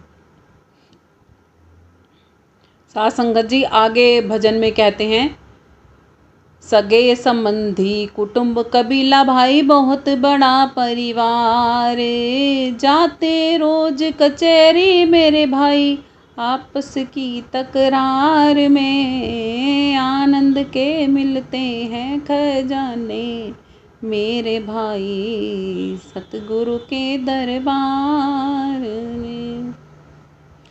सासंगत जी, यहाँ पर हमें बताया जा रहा है संसार की एक और कड़वी सच्चाई का सामना करते हुए हमारे बहुत सारे भ्रमों को तोड़ रहे हैं साहिब, और कहते हैं कि जिसे हम मेरा परिवार, मेरा कुटुंब, मेरा कबीला कहते घूमते रहते हैं ना, इंसान वहीं पर ही सबसे बड़ा फसाव में आता है।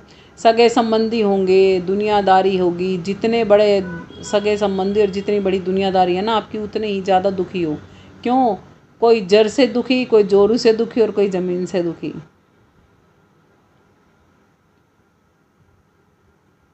यहाँ सबका ऐसे ही चलता है।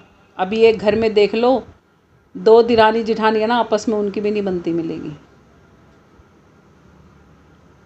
और कहावत क्या बनी हुई है, दोनों अलग अलग परिवारों से आई है ना, अलग अलग संस्कार लेके आई हैं, इस करके नहीं बनती। चाहे सगी बहनों को 2 को एक घर में रख के देख लो, उनकी भी नहीं बनती। तब क्या फंस गया भाई? तब भी क्या चाहिए? हमारा अलग से होना चाहिए सब कुछ। जिठानी को लगेगा मेरा अलग से होना चाहिए सब कुछ, दिरानी को लगेगा मेरा अलग से होना चाहिए, और फिर दोनों के मन में क्या आएगा एक दूसरे के प्रति, उसको पता नहीं इतनी बेचैनी क्यों लगी रहती है बनाने की, और दूसरी को आएगा इसको पता नहीं क्या दिक्कत आ रही है, सारी चीज़ इसी की पहले बननी चाहिए। घर में बड़ी है तो इसका मतलब सब चीज़ें इसी की बननी चाहिए। हम तो कुछ है ही नहीं, हम तो कुछ है ही नहीं क्या? हम भी तो अपना गरबासा छोड़ के आ रहे हैं, हम भी तो इस आदमी के लिए लग रहे हैं, हमें नहीं चाहिए क्या?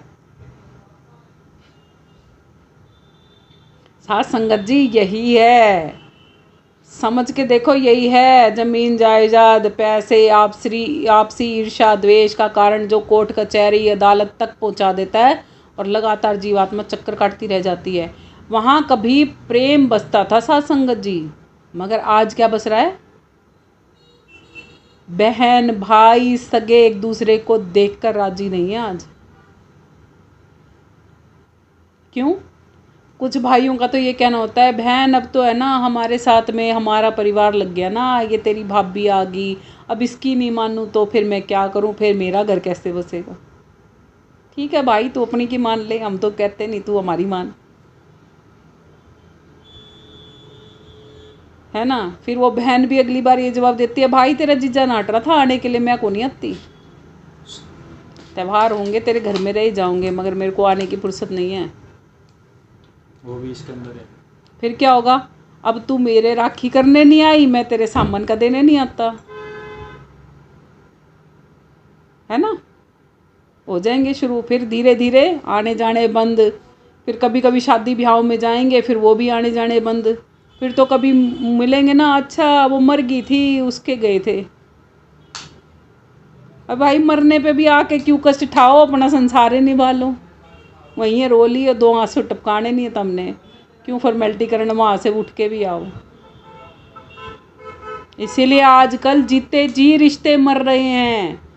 लोग कहते हैं हमें बोल दिया कि है ना हमारे तो सब मर गए, भाई मरे बराबर हैं जब जिंदे जी मिले ही नहीं तो। जीते जी पूछो नहीं हाल चाल, जीते जी ये कोई भाई बहन से, बहन भाई से यही ना पूछे कि भाई तू जिंदा है कि मर गई, दुखी है कि सुखी है, फिर वो रिश्ता जिंदा है? वो रिश्ता जिंदा समझते हो क्या? मेरे नाम का तो वो रिश्ता मरा हुआ ही है। आपको लगता होगा वो रिश्ता जिंदा है तो वो आपका खुद का ओपिनियन हो सकता है, मगर मेरे नज़रिए से देखोगे ना तो वो रिश्ता, मतलब कि वो रिश्ता मर जाने का मतलब ये है कि उस रिश्ते के साथ में लेन देन पूरा हो चुका है। जैसे साथ संगत जी दुनिया में लेन देन हमारा पूरा हो जाता है ना, तो क्या कहते हैं, वो जीवात्मा आगे गमन कर गई। ऐसे ही समझो कि हम जब अपने आप को समझाने के लिए आते हैं ना, तो हमारे को ये मालिक समझा देता है, बेटा यहाँ पे तेरा लेन देन इतना ही था। अब वो आत्मा जीवित है शरीर हैं, अच्छी बात है, अपनी ज़िंदगियों में तरक्की कर रही हैं, हमें उससे कोई दिक्कत नहीं है, मगर हमारे साथ वो लेन देन पूरा हो गया है। एटलीस्ट उसको तो एक्सेप्ट कर सकते हैं ना। साथ संगत जी सच कड़वा ज़रूर होता है, मगर जब हम किसी रिश्ते को ख़त्म का नाम देते हैं ना, तो सामने वाले को हर्ट फील होता है। तो ना भाई हमारे साथ तेरा लेन देन पूरा हो गया, तो वो राजी हो जाते हैं। कबीरा जग में जीव के बहुतक मित्र सुहेल, कबीरा जग में जीव के बहुतक मित्र सुहेल, कल्याण करता को नहीं सब स्वार्थ का मेल, कल्याण करता को नहीं सब स्वार्थ का मेल। साध संगत जी कबीर साहिब समझाते हुए कहते हैं कि जब तक इंसान के पास धन और अनुकूल समय है, तब तक संसार में उसके सभी सगे संबंधी मित्रों का मेला दिखाई देता है। जितना धनाढ़ है ना, उतनी उसकी चमचा चाकरी और पूछ करते हैं ये दुनिया वाले। और जैसे ही थोड़ी सी उस पर विपदा आई नहीं, तो सब प्यार धूमिल हो जाता है। लेकिन साध संगत जी आत्मा के कल्याण करने का मार्ग जो हमें सिखाता है, वो कहता है निस्वार्थ प्रेम करो, उस भीड़ से हटो। जब कोई किसी की मदद नहीं करता, तब आप उसकी मदद करो। कहते हैं स्वार्थी नहीं बनना, परमार्थी बनना है। उस भीड़ से अलग होना है तो परमार्थी बनो। साध संगत जी ताना बाना बून के जो मेल मिलाप मतलब के लिए किया जा रहा है ना, उसको छोड़ के परमार्थी बन के हर एक मनुष्य की, चाहे वो आपके सगे संबंधी हैं चाहे वो नहीं हैं, हर एक मनुष्य की विपदा के समय में एटलीस्ट मदद करो। सुख में किसी के साथी बनो, मत बनो, कम से कम दुख में तो साथी बनो।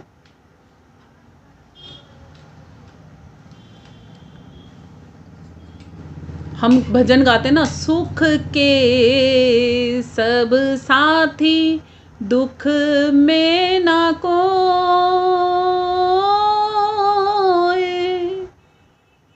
दुख का जो साथी बन जाता है ना, वो परमात्मा तुल्य हो जाता है। इसलिए यदि किसी के काम आना है ना, तो दुख में आओ, उसका दुख दूर करने के लिए काम आओ। सुख में तो आप नहीं जाओगे तो कोई और चला जाएगा। क्या पता जब वो सुखी हो तब आपको याद भी ना करे। मगर परमात्मा की रहमत समझा करो। जिस समय कोई व्यक्ति दुखी है ना, चाहे वो आपका करीबी है चाहे वो दूर का है, जब वो दुखी है और परमात्मा ने आपको वहाँ हाजिर नाजिर खड़ा कर दिया ना, तो उस समय पे परमात्मा का शुक्र करो कि परमात्मा वो नियामत बख्श रहा है जो किसी किसी को बख्शता है। सब किसी को परमात्मा दूसरों की मदद करने के लिए वो शक्ति प्रदान नहीं करता। शुक्र मनाया करो कि हे परमात्मा, तूने मुझे इस लायक बनाया, तूने मुझ में वो शक्ति दी कि भले ही ये मेरा शत्रु तुल्य था, फिर भी मुझसे इसकी मदद करवा दी। शुक्राना करा करो। हर पल जब ऐसे शुक्राना निकलेगा ना, चाहे आपका किसी ने कितना भी बुरा किया है साथ संगत जी, एक दिन वो भी परिवर्तन आप देखोगे अपने जीवन में। वो व्यक्ति खुद आपके मुंह पे आके एक दिन कहेगा कि वास्तव में ही मैंने तुझे इतने दुख दिए और तूने फिर भी मेरा भला किया। भगवान ने कौन सी मिट्टी लगाकर भेजा है तुझे।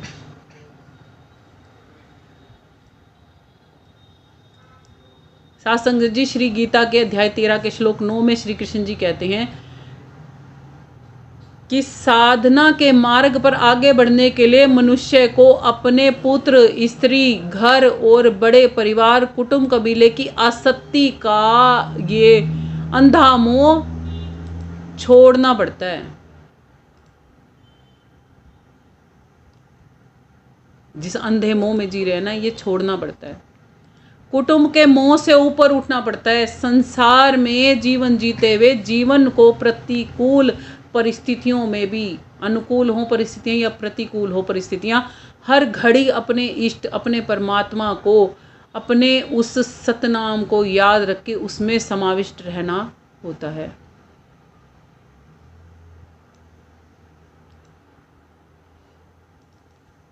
यहाँ पर वो 2 लाइनें याद आ गई एक फिल्मी सॉन्ग की। कुछ तो लोग कहेंगे, जब भक्ति करोगे ना, कुछ तो लोग कहेंगे, तब क्या करना है? लोगों का काम है कहना, छोड़ो बेकार की बातों में कहीं। वहाँ तो कहा जाता है बीत न जाए रहना। अरे यहाँ तो जीवन ही बीत जाएगा, पता नहीं चलेगा कब मौत की घंटी बजेगी और जाना हो जाएगा।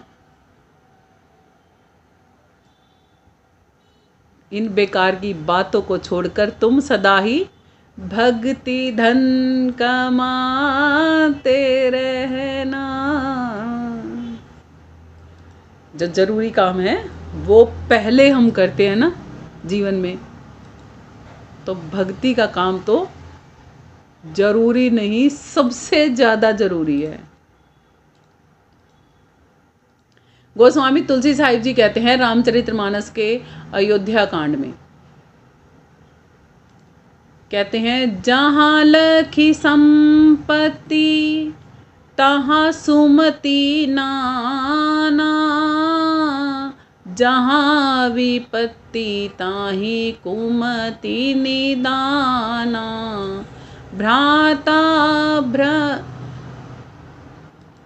भ्राता भगिनी सुत हित मीता, सब स्वार्थ रत प्रीति प्रतीता।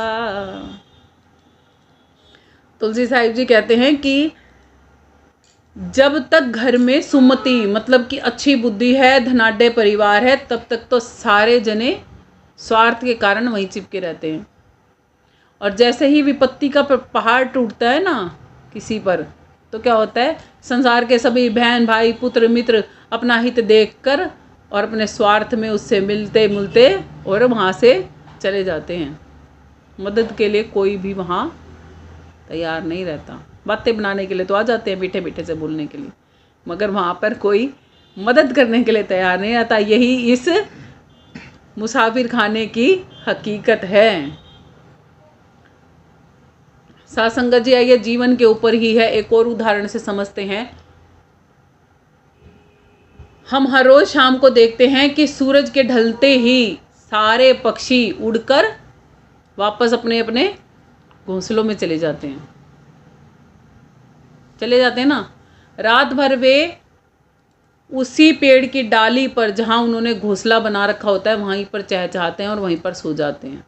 ये गहरा परिवार है। साथ संगत जी, जैसे ही सुबह होती है, सूरज की पहली किरण निकलती है, वह पक्षी एक दूसरे का इंतजार नहीं करते कि वो उठेगा और मैं उसके साथ उड़ के जाऊंगा। आँख खुलती जाती है और उड़ते जाते हैं।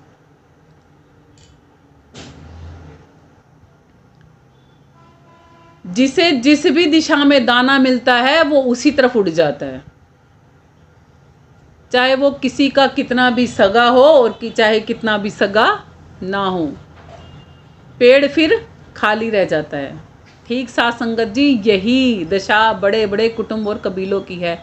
संसार रूपी इस बड़े बड़े कुटुंब कबीलों के पेड़ों को देखो, मतलब कि अपने अपने घरों घरवासों को देखो।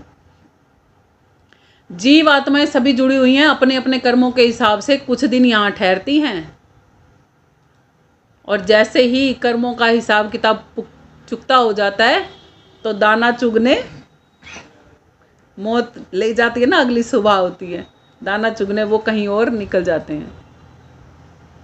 साथ संगत जी, पंछी तो फिर भी सांझ को इकट्ठे हो जाते हैं। यहाँ तो वो है कि पंछी इकट्ठे ही नहीं होते, उड़ गए तो उड़ ही गए बस। साथ संगत जी, इसीलिए कहा जाता है कि श्वासों का दाना पानी है। कहते हैं ना, कौन कहाँ ले जाता है, कौन किसको खिलाता है, ये तो सब दाना पानी का खेल है।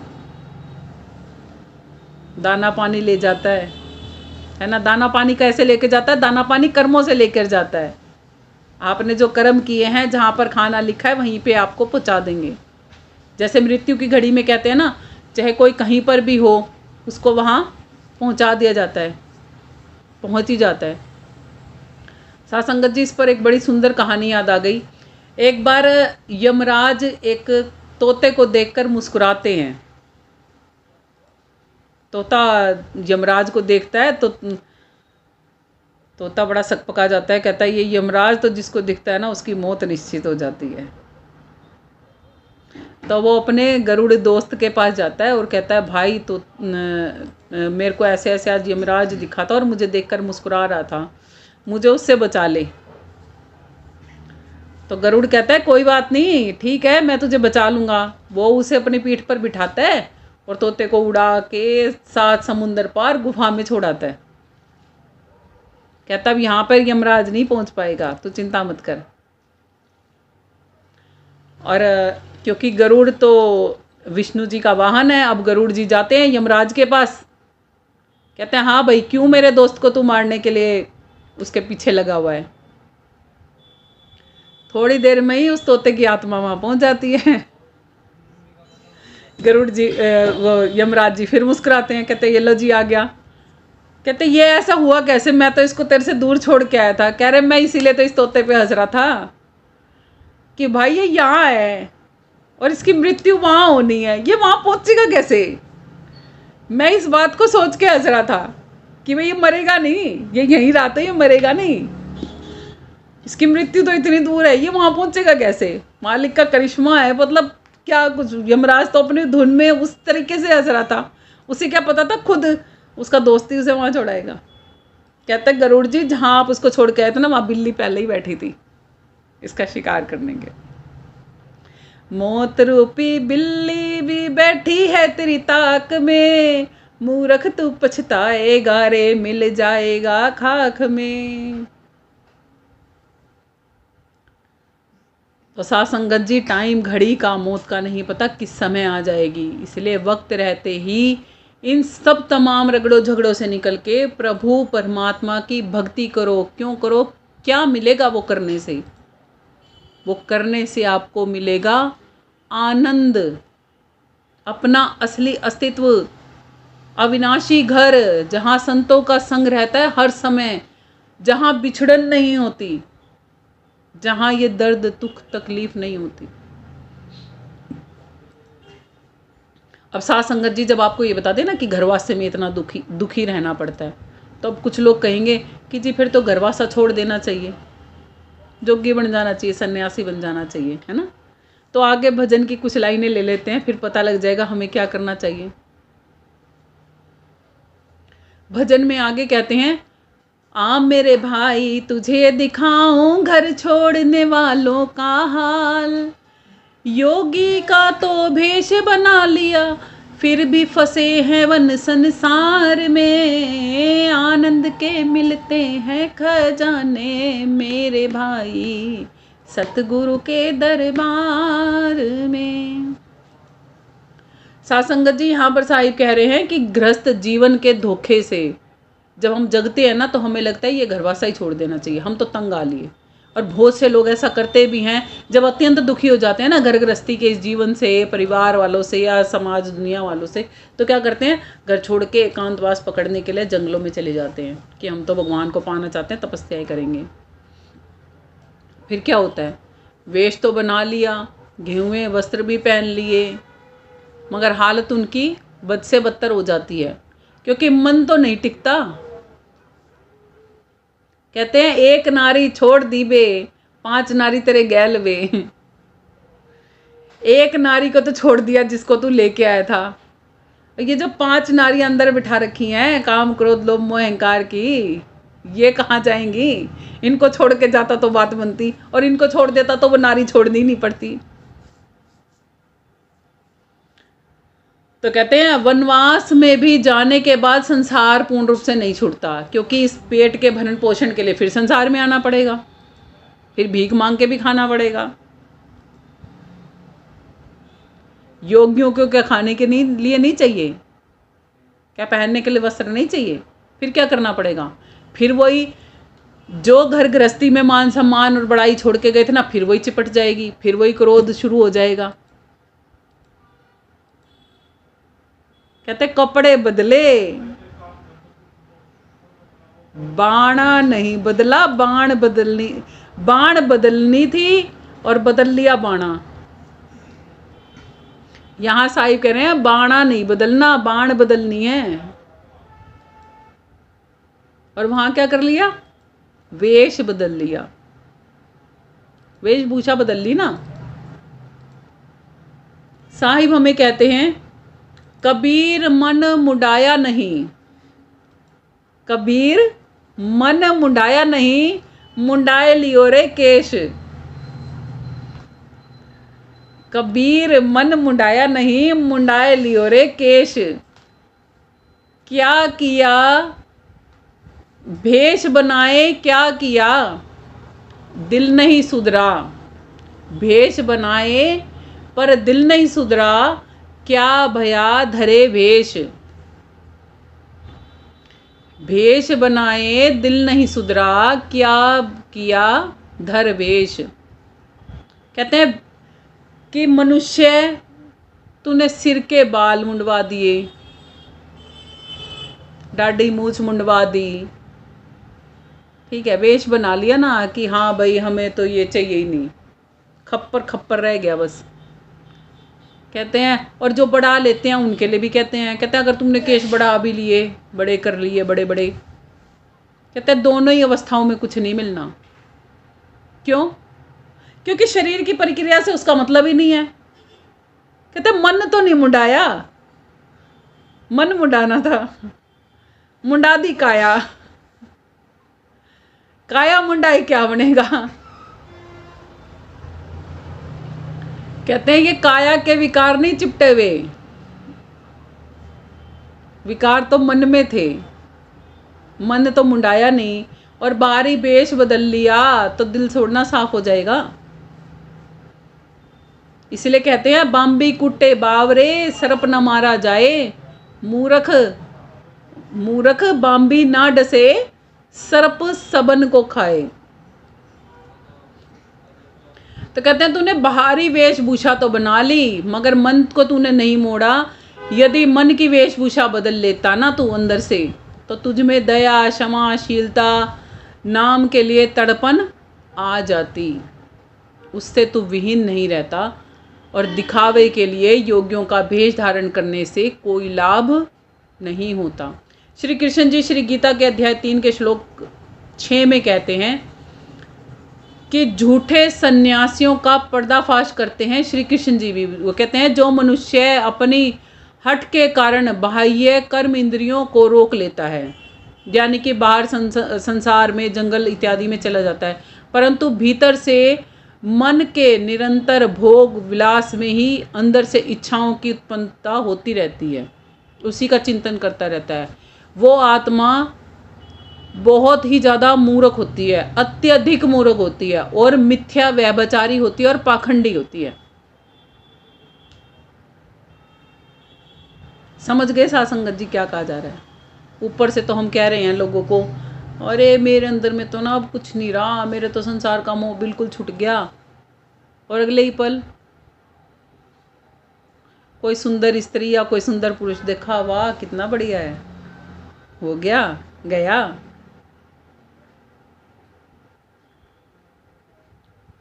किसी के मन में ये आ जाएगा, काश चाहे ये भी आए, काश ये मेरा बेटा या बेटी ही क्यों ना होती। मत भूल में रहना साध संगत जी कि अगर कोई भी रिश्ता किसी भी जीवात्मा के साथ बना रहे हो ना, तो बंधक कारक है। एक हिरण के कारणे जड़ भरत धारी देहे, कहें कबीर उनकी कौन गति, अरे जिनके लाख सने। जड़ भरत जी जो थे ना, बहुत बड़े राजा हुए थे, और वनवास करने चले गए थे, सब चीज़ें छोड़ दी थी, पूर्ण रूप से वैराग आ गया था उनमें। एक हिरण के बच्चे को बचा लिया था उन्होंने नदी में, उस बच्चे का पालन पोषण करने के चक्कर में कि मेरे बाद इस बच्चे का क्या होगा, उसके कारण उन्हें देही लेनी पड़ी थी। अगली हिरण का जन्म मिला था उन्हें, तपस्वी होने के बाद भी।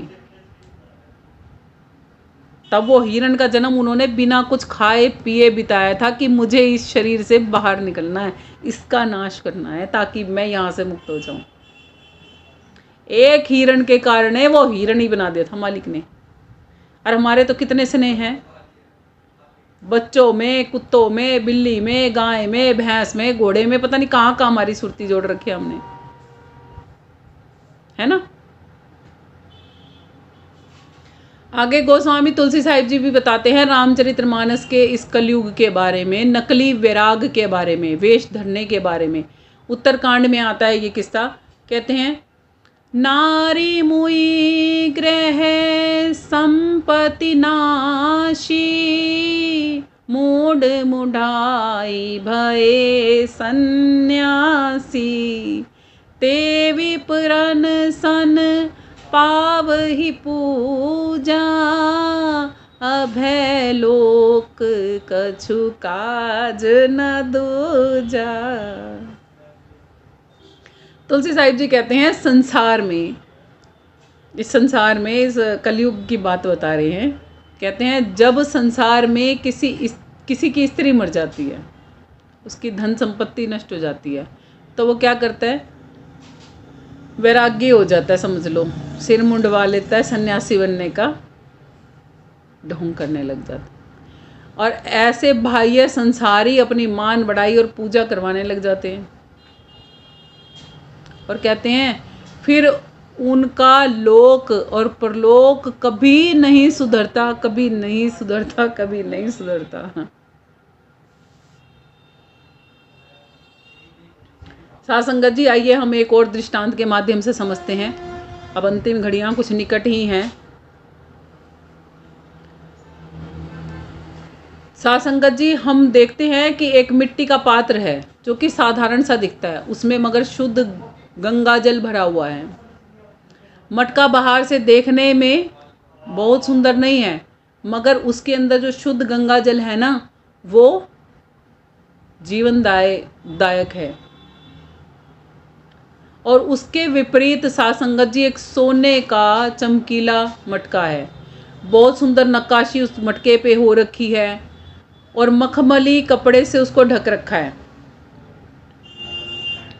बाहर से दिखने में वो सोने का जो मटका है वो अत्यंत ही सुंदर और प्रशंसाजनक है। बाहर से देखने में तो है ही ना प्रशंसाजनक, मगर अंदर उस मटके के जहरीला विष भरा हुआ है। साध संगत जी, क्या वो मखमली वस्त्र और सोने की वो चमक उस सोने के मटके के अंदर जो विष भरा हुआ है उसे अमृत बना सकती है?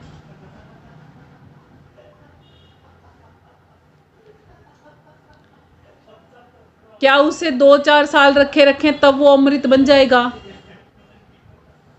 नहीं बनेगा ना। साध संगत जी, ठीक वैसी ही दशा हम लोगों की है। नाम कमाई करने के लिए घर बार छोड़ रहे हैं, भारी वस्त्र धारण कर रहे हैं, मखमल के वस्त्रों को धारण करके योगी आजकल चमकीले धमकीले बन के घूम रहे हैं। कहते हैं तो उससे क्या हो जाएगा? कह रहे आप साधारण रहोगे तब भी अमृत है, आपके अंदर तो अमृत है। अगर आप वेश बना लोगे, अगर आपके अंदर अमृत है तो तब भी है। अगर विष भरा है और आपने वेश बना लिया तो वेस्ट है सब कुछ। और आप ऐसे ही योगियों जनों को देखकर, चमकीले वस्त्र जिन्होंने पहन रखे होते हैं, खूब शोभा बना रखे होते हैं, उनको देखकर उन्हीं पर ही मोहित होकर वहीं जाकर बैठ जाते हैं। हृदय में आज तक भी काम, क्रोध, लोभ, मोह, ईर्ष्या, मान बढ़ाई की चाहत, संसार के प्रति मोह, ये जहर आपके अंदर में गुरु धारण करने के बाद भी लगातार बना हुआ है। मिटना शुरू भी नहीं हो रहा। मिटेगा तो जब मिटना शुरू होगा। कहते हैं कि स्थान बदल लिया, कपड़े बदल लिए, मगर मैल नहीं धुला, तो फिर क्या फायदा हुआ? साध संगत जी, जब आप किसी को गुरु धारण कर रहे हो ना, आपके अंदर में एकदम से नहीं, धीरे धीरे कुछ सालों में धीरे धीरे परिवर्तन शुरू होगा। जब शुरू होगा, जब आप गुरु के दिखाए मार्ग पर चलोगे। यदि चलोगे नहीं तो उसमें गुरु का कसूर नहीं है। चलोगे, करनी करके देखो, अगर नहीं बदलते ना फिर आप छोड़ दो गुरु को। कहते हैं जा गुरु से भ्रम ना मिटे, भ्रांति ना जीव की जाए, सो गुरु तुरंत त्यागिए, देर मत लगाए। और साध संगत जी, आपको ये बता दें कि कब मिटेगी आपके अंदर की ये कचूटन, कब मिटेगा ये सब कुछ, कब आपके अंदर में वो मन के अंदर जो जहर भरा है वो निकल के अमृत के रूप में बन जाएगा। जब आप सच्चे सतगुरु के दरबार में जाकर सूरत शब्द योग सीख जाओगे और उसका लगातार अभ्यास करोगे तो वो दिव्य रस आपके अंदर में प्रकट हो जाएगा। साध संगत जी, आगे भजन में कहती हैं, सुनीता दासी कहती हैं कि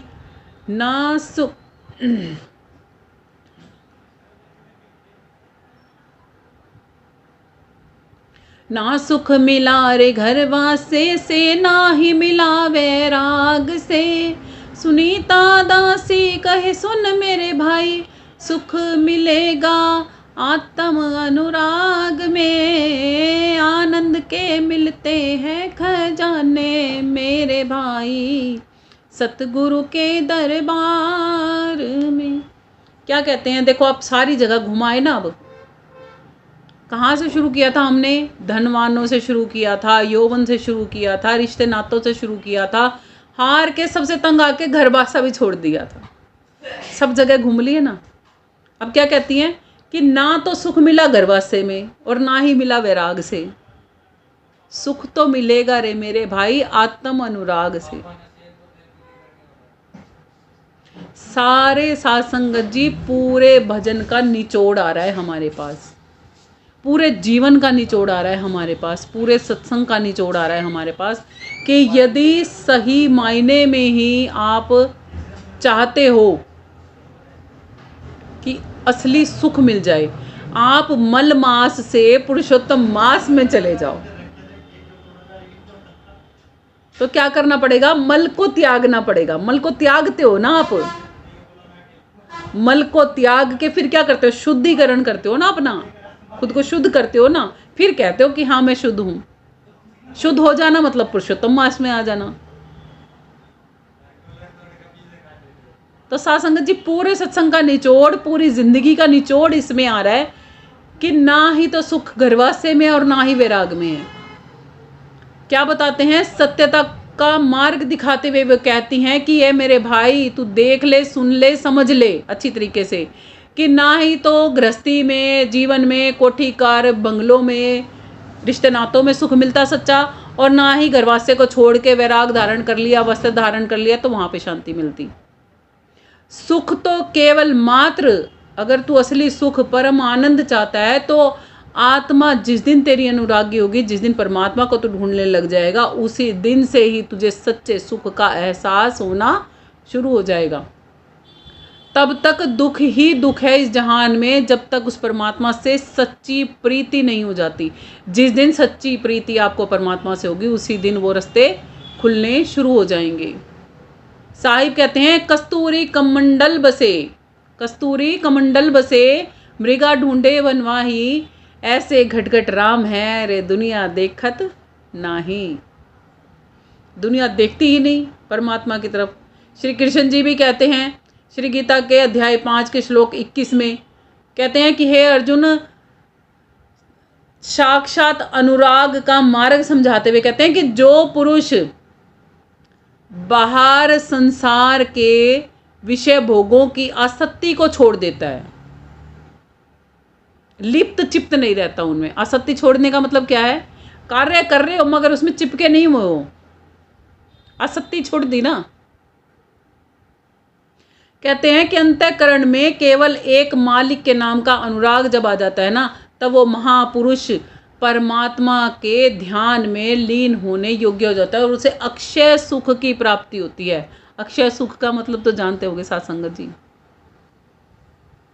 अक्षय तृतीया लोग मनाते हैं। अक्षय सुख तो पता होगा ना क्या होता है। अक्षय का मतलब जो कभी भी समाप्ति नहीं होता, असीम आनंद, अनंत तक का आनंद मिलता है उसे। गोस्वामी तुलसी साहिब जी भी कहते हैं, उत्तरकांड में साफ साफ शब्दों में बताते हैं, कहते हैं कि चाहे करोड़ों शिव के समान सामर्थ्य वाला ज्ञानी भी क्यों ना हो, बिना हरि की भक्ति के, बिना आत्म अनुराग के, बिना हरि की भक्ति के जीव को सच्चा सुख प्राप्त नहीं होता। जिसके हृदय में सतगुरु के नाम का, सतनाम का अनुराग होता है, सच्चा प्रेम होता है, वही जीवात्मा केवल इन संसारी के विषय विकारों से बच के, चिंताओं से मुक्त होकर ऊपर उठ सकती है और संसार के जो असली सुख है ना, उसकी अनुभूति कर सकती है, अन्यथा तो नहीं कर सकती। साथ संगत जी आइए फिर से एक मर्म लेते हैं, छोटा सा उदाहरण लेकर समझते हैं कि क्या चीज़ है। मान लीजिए कि एक बहुत ही गरीब व्यक्ति है 2 वक्त की रोटियों के लिए भी गली गली घूम रहा है, भीख मांगता घूम रहा है।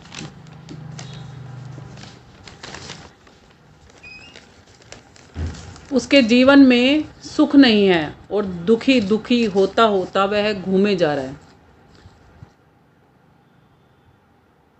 और साथ संगत जी, जितना वो दुखी होकर घूम रहा है ना, उसको ये नहीं पता कि उसकी झोपड़ी में जहाँ वो गरीब व्यक्ति रहता है ना, करोड़ों की संपदा दबी हुई है। वो अविनाशी खजाना दबा हुआ है, जिसे मिलते ही वो एक पल में सुखी हो सकता है। साथ संगत जी, इसी अज्ञानता की वजह से वो बाहर भटकता जा रहा है और भूख प्यास से व्याकुल हुआ घूमता जा रहा है। झोपड़ी के जो ऊपर बना हुआ है ना, ताम झाम उसे तोड़ता है, कभी ठीक करता है, कभी तोड़ता है, उससे उसको कोई लाभ नहीं होता। साथ संगत जी, एक दिन वो बैठा बैठा ना कहता अब झोपड़ी से बाहर ही नहीं निकलूंगा, इसके अंदर ही खोदना शुरू कर देता हूँ। जिस दिन वो अपने उस झोपड़ी के अंदर खुदाई करने शुरू करता है ना साथ संगत जी, उसी दिन वो राजा बन जाता है।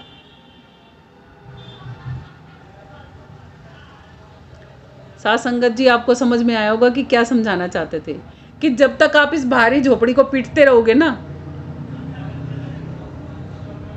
पीट लो, इसको सजा लो, इसको संवार लो, जो मर्जी कर लो, जैसे ही अंदर जाओगे तो दादा परदादा का विनाशी खजाना, संतों का विनाशी खजाना हाथ लग जाएगा। तो सुनीता दासी भी यही समझा रही हैं कि हाथ पैर बाहरी संसार में मारना बंद कर दो।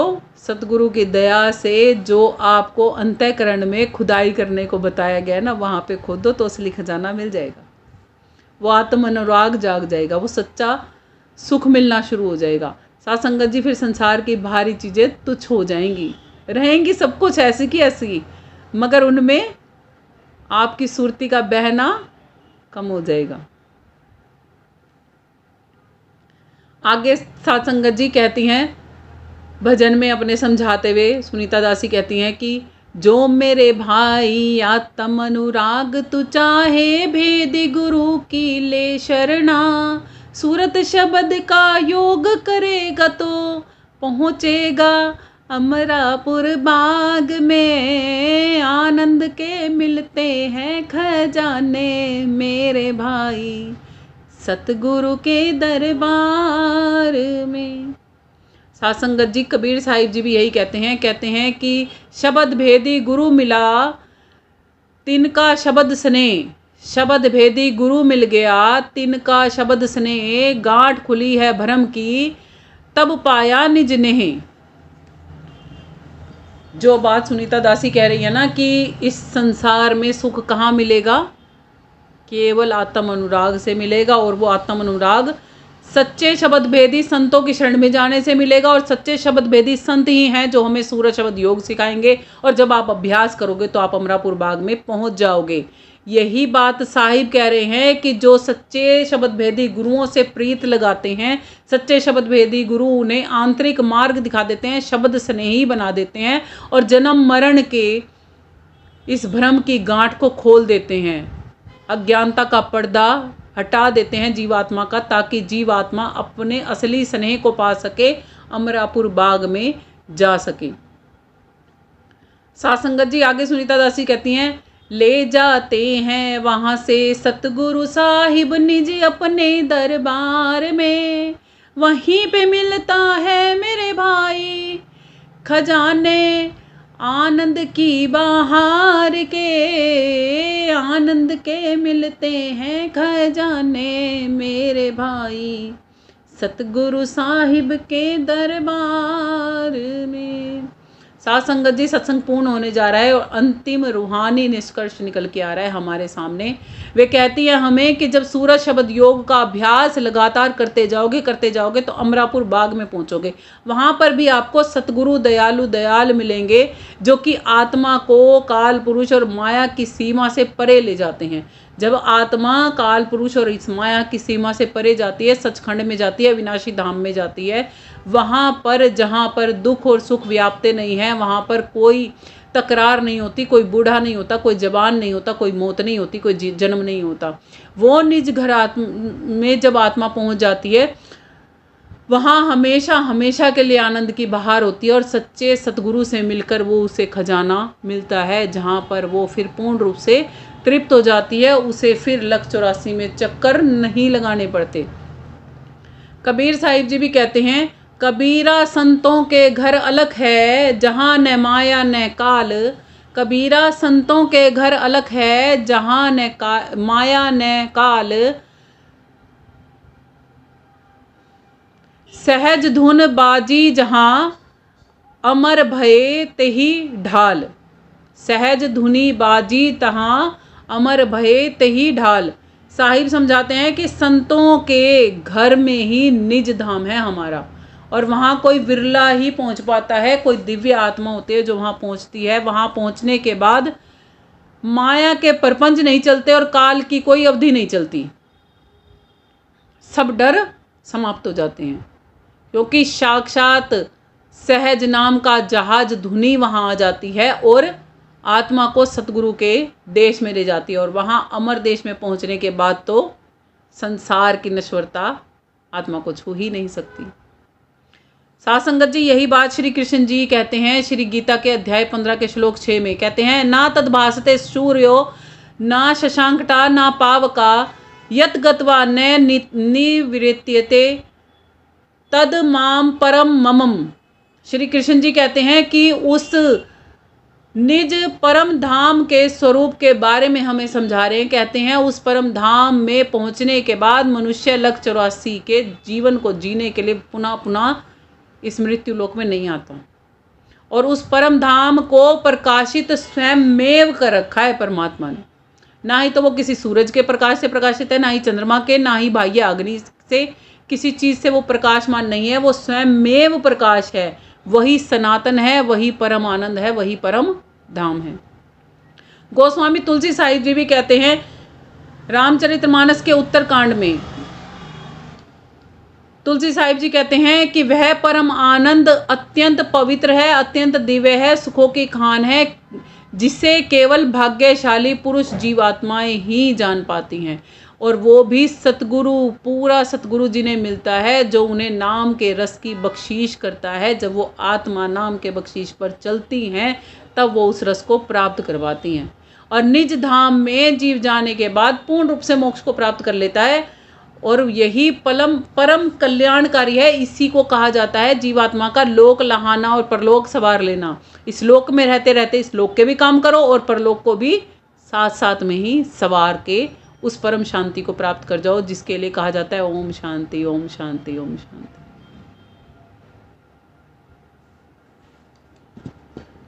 साध संगत जी, किसी दिन आपको है ना ब्लैक बोर्ड पे समझाएंगे ओम और शांति क्या चीज़ है।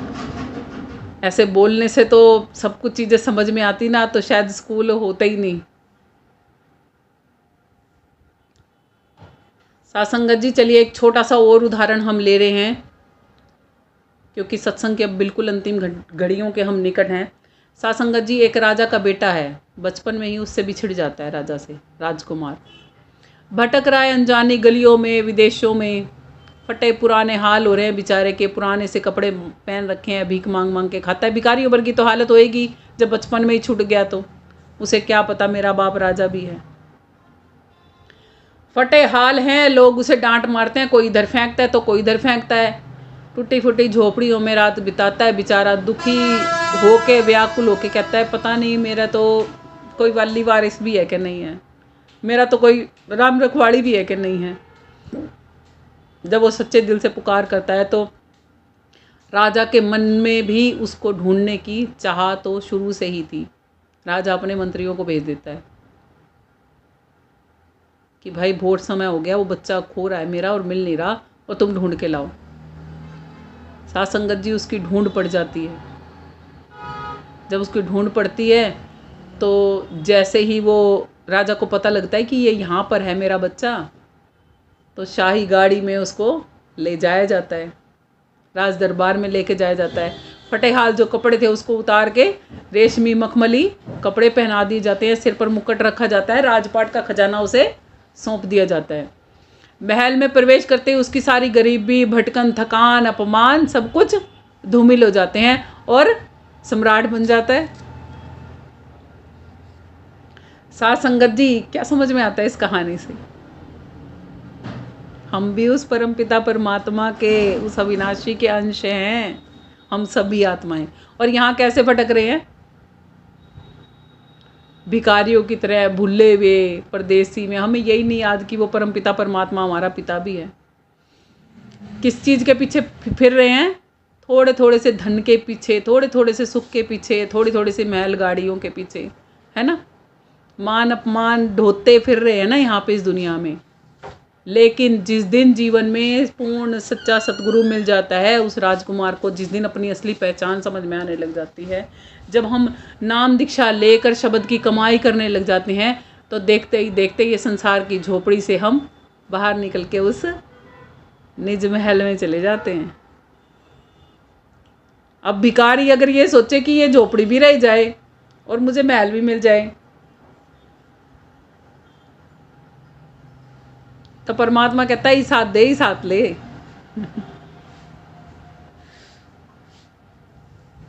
समझ गए? संसार दे दे और मालिक को ले ले। परमात्मा फिर यही कहता है। एक बार साथ संगत जी, मैंने अपने गुरुजी से पूछ लिया था, मैंने कहा गुरुजी, तुलसी साहिब जी कहते हैं, चतुराई खेल रही थी मैं अपने गुरुजी से, चतुर बन के बात करते हैं ना तो गुरु तुरंत पकड़ लेते हैं। तो मैं बड़े चतुराई से बोली अपने गुरुजी से, मैंने कहा गुरुजी, तुलसी साहिब जी कहते हैं, तुलसी जग में दो बड़े, एक नाम एक दाम, नाम मिलावे पीव से और दाम करे जगत के काम। तो मेरे गुरुजी ने मुझे पता है क्या जवाब दिया था? बेटा तुझे तो एक ही मिलेगा, तू ले ले, क्या लेगी? मैं कहा जी परमात्मा को तो मैं छोड़ू नहीं। संसार भी चाहिए है कुछ कुछ तो, बाकी आपने देना हो तो देख लो। कह रहे वो कुछ कुछ तो मिला हुआ है, घना नहीं देना, नहीं फिर परमात्मा छुट जाएगा। तो साथ संगत जी, वो फैसला हमारे पास ही है। उन्होंने मुझे को उसी दिन समझा दिया था कि बेटा या तो संसार चाहिए ना पूर्ण रूप से, तो संसारी बन जा। अगर परमात्मा चाहिए तो पूर्ण रूप से परमात्मा के हो जा, फिर तेरा संसार भी चलता रहेगा और परमात्मा तो मिले ही मिलेगा। यानी कि जिस दिन परमात्मा इस झोपड़ी में से निकाल के लेके जाएगा, उस दिन तो तू महल में अपने आप ही पहुंच जाएगी। अब इस झोपड़ी को ही अगर यहाँ पे महल बना के बैठ जाएगी ना, फिर वो महल नहीं मिलने का, फिर तो इस झोपड़ी में घुसी रही हो। तो साथ संगत जी, संत जन जब हमें समझाते हैं ना, शायद उस समय हमारे समझ में नहीं आती, मगर जब हम उनकी दिखाई गई राह पर चलते हैं ना धीरे धीरे, तो हमारे सब कुछ समझ में आने लग जाती है। तो साथ संगत जी, हमें संतों की बात को हल्के में नहीं लेना चाहिए। वो बहुत सोच समझ के हमें बहुत कुछ सिखाते हैं।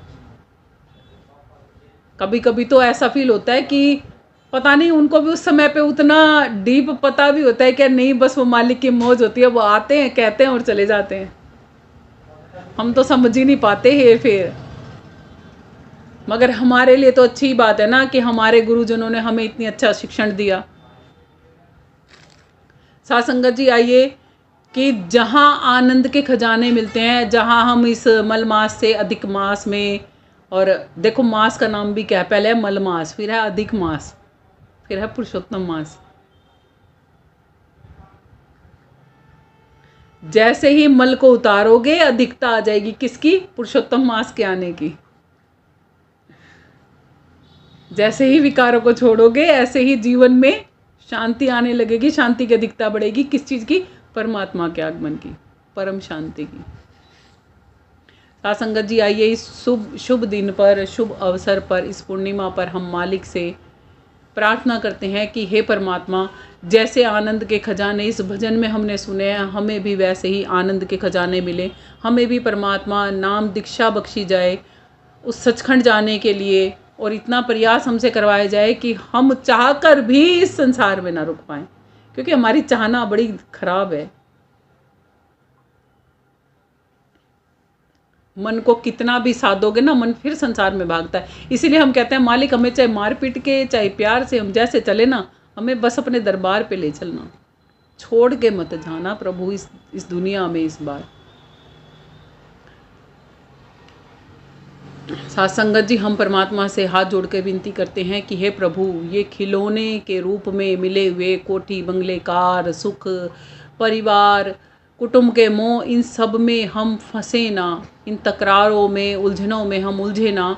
आज से ही हमारे अंदर का वो अंधकार मिट जाए, हम उस सत्य की राही पर चलें जिसमें हमें कोई वेश, कोई साधन धारण ना करना पड़े, बल्कि हम में वो आत्म अनुराग जो अभी छिपा हुआ है, उजागर नहीं हो रहा, वो उजागर हो जाए। हे सच्चे बादशाह, हम पर दया करना, हम संसारी इस मलों को त्याग कर पूर्ण रूप से सच्चे हंस बन जाएं। हे साहिब, हमारी सुरती की सुई को शब्द धुन में ऐसा जोड़ देना ताकि फिर ये धागा आप तक ही पहुंच जाए। हम जीते जी माया के बंधनों से मुक्त होकर आपके अविनाशी उस निज दरबार में आ जाएं, जिसे अमरापुर बाग आपने आज हमें बताया है कि वो है, उसके हम अधिकारी बन सकें और जन्म जन्मांतर के इन पापों को, मल को धोकर पूर्ण पावन शुद्ध आत्मा बन के सच्ची भक्ति करके आप तक पहुंच जाएं। हे साहिब, हमें ऐसी दात बख्शी कि सुख देखकर हम ज़्यादा सुखी ना हो, दुख देखकर हम दुखी ना हो, हम समरसता के भाव में रहना सीख जाएं और हमारे ये संसारी सभी उत्पात क्षीण हो जाएं। हम उस अमर धाम में पहुंच जाएं जहां पर सिर्फ और सिर्फ आपकी दया मेहर बरसती है। साथ संगत जी, एक विचार करना चाहिए हमें, आखिर हम खुद के साथ में क्या कर रहे हैं। हमने मालिक से सब कुछ मांग लिया, हमने सब कुछ कर लिया, मालिक भी तो पूछते हैं ना कि बेटा सब कुछ दे तो दूँ तुझे, तू मगर अपने साथ कर क्या रहा है।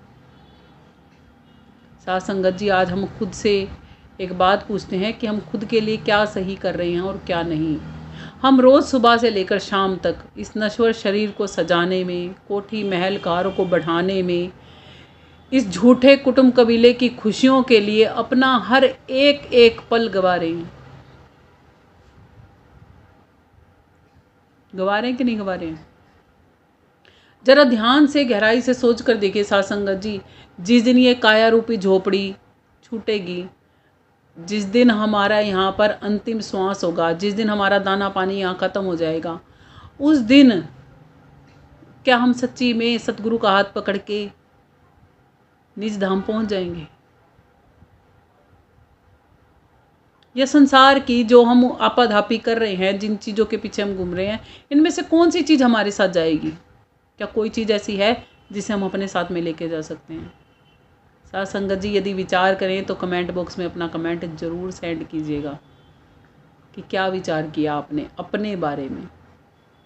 हमें आपके विचार साझा किए हुए अच्छे लगते हैं और हम उम्मीद करते हैं कि आप ज़रूर हमसे अपने अनुभव, अपने विचार बताएंगे। साथ संगत जी, इसी के साथ आज के सत्संग को यहीं विराम करते हैं। प्रेम से बोलिए सतगुरु साहिब जी की जय हो। सतनाम साहिब।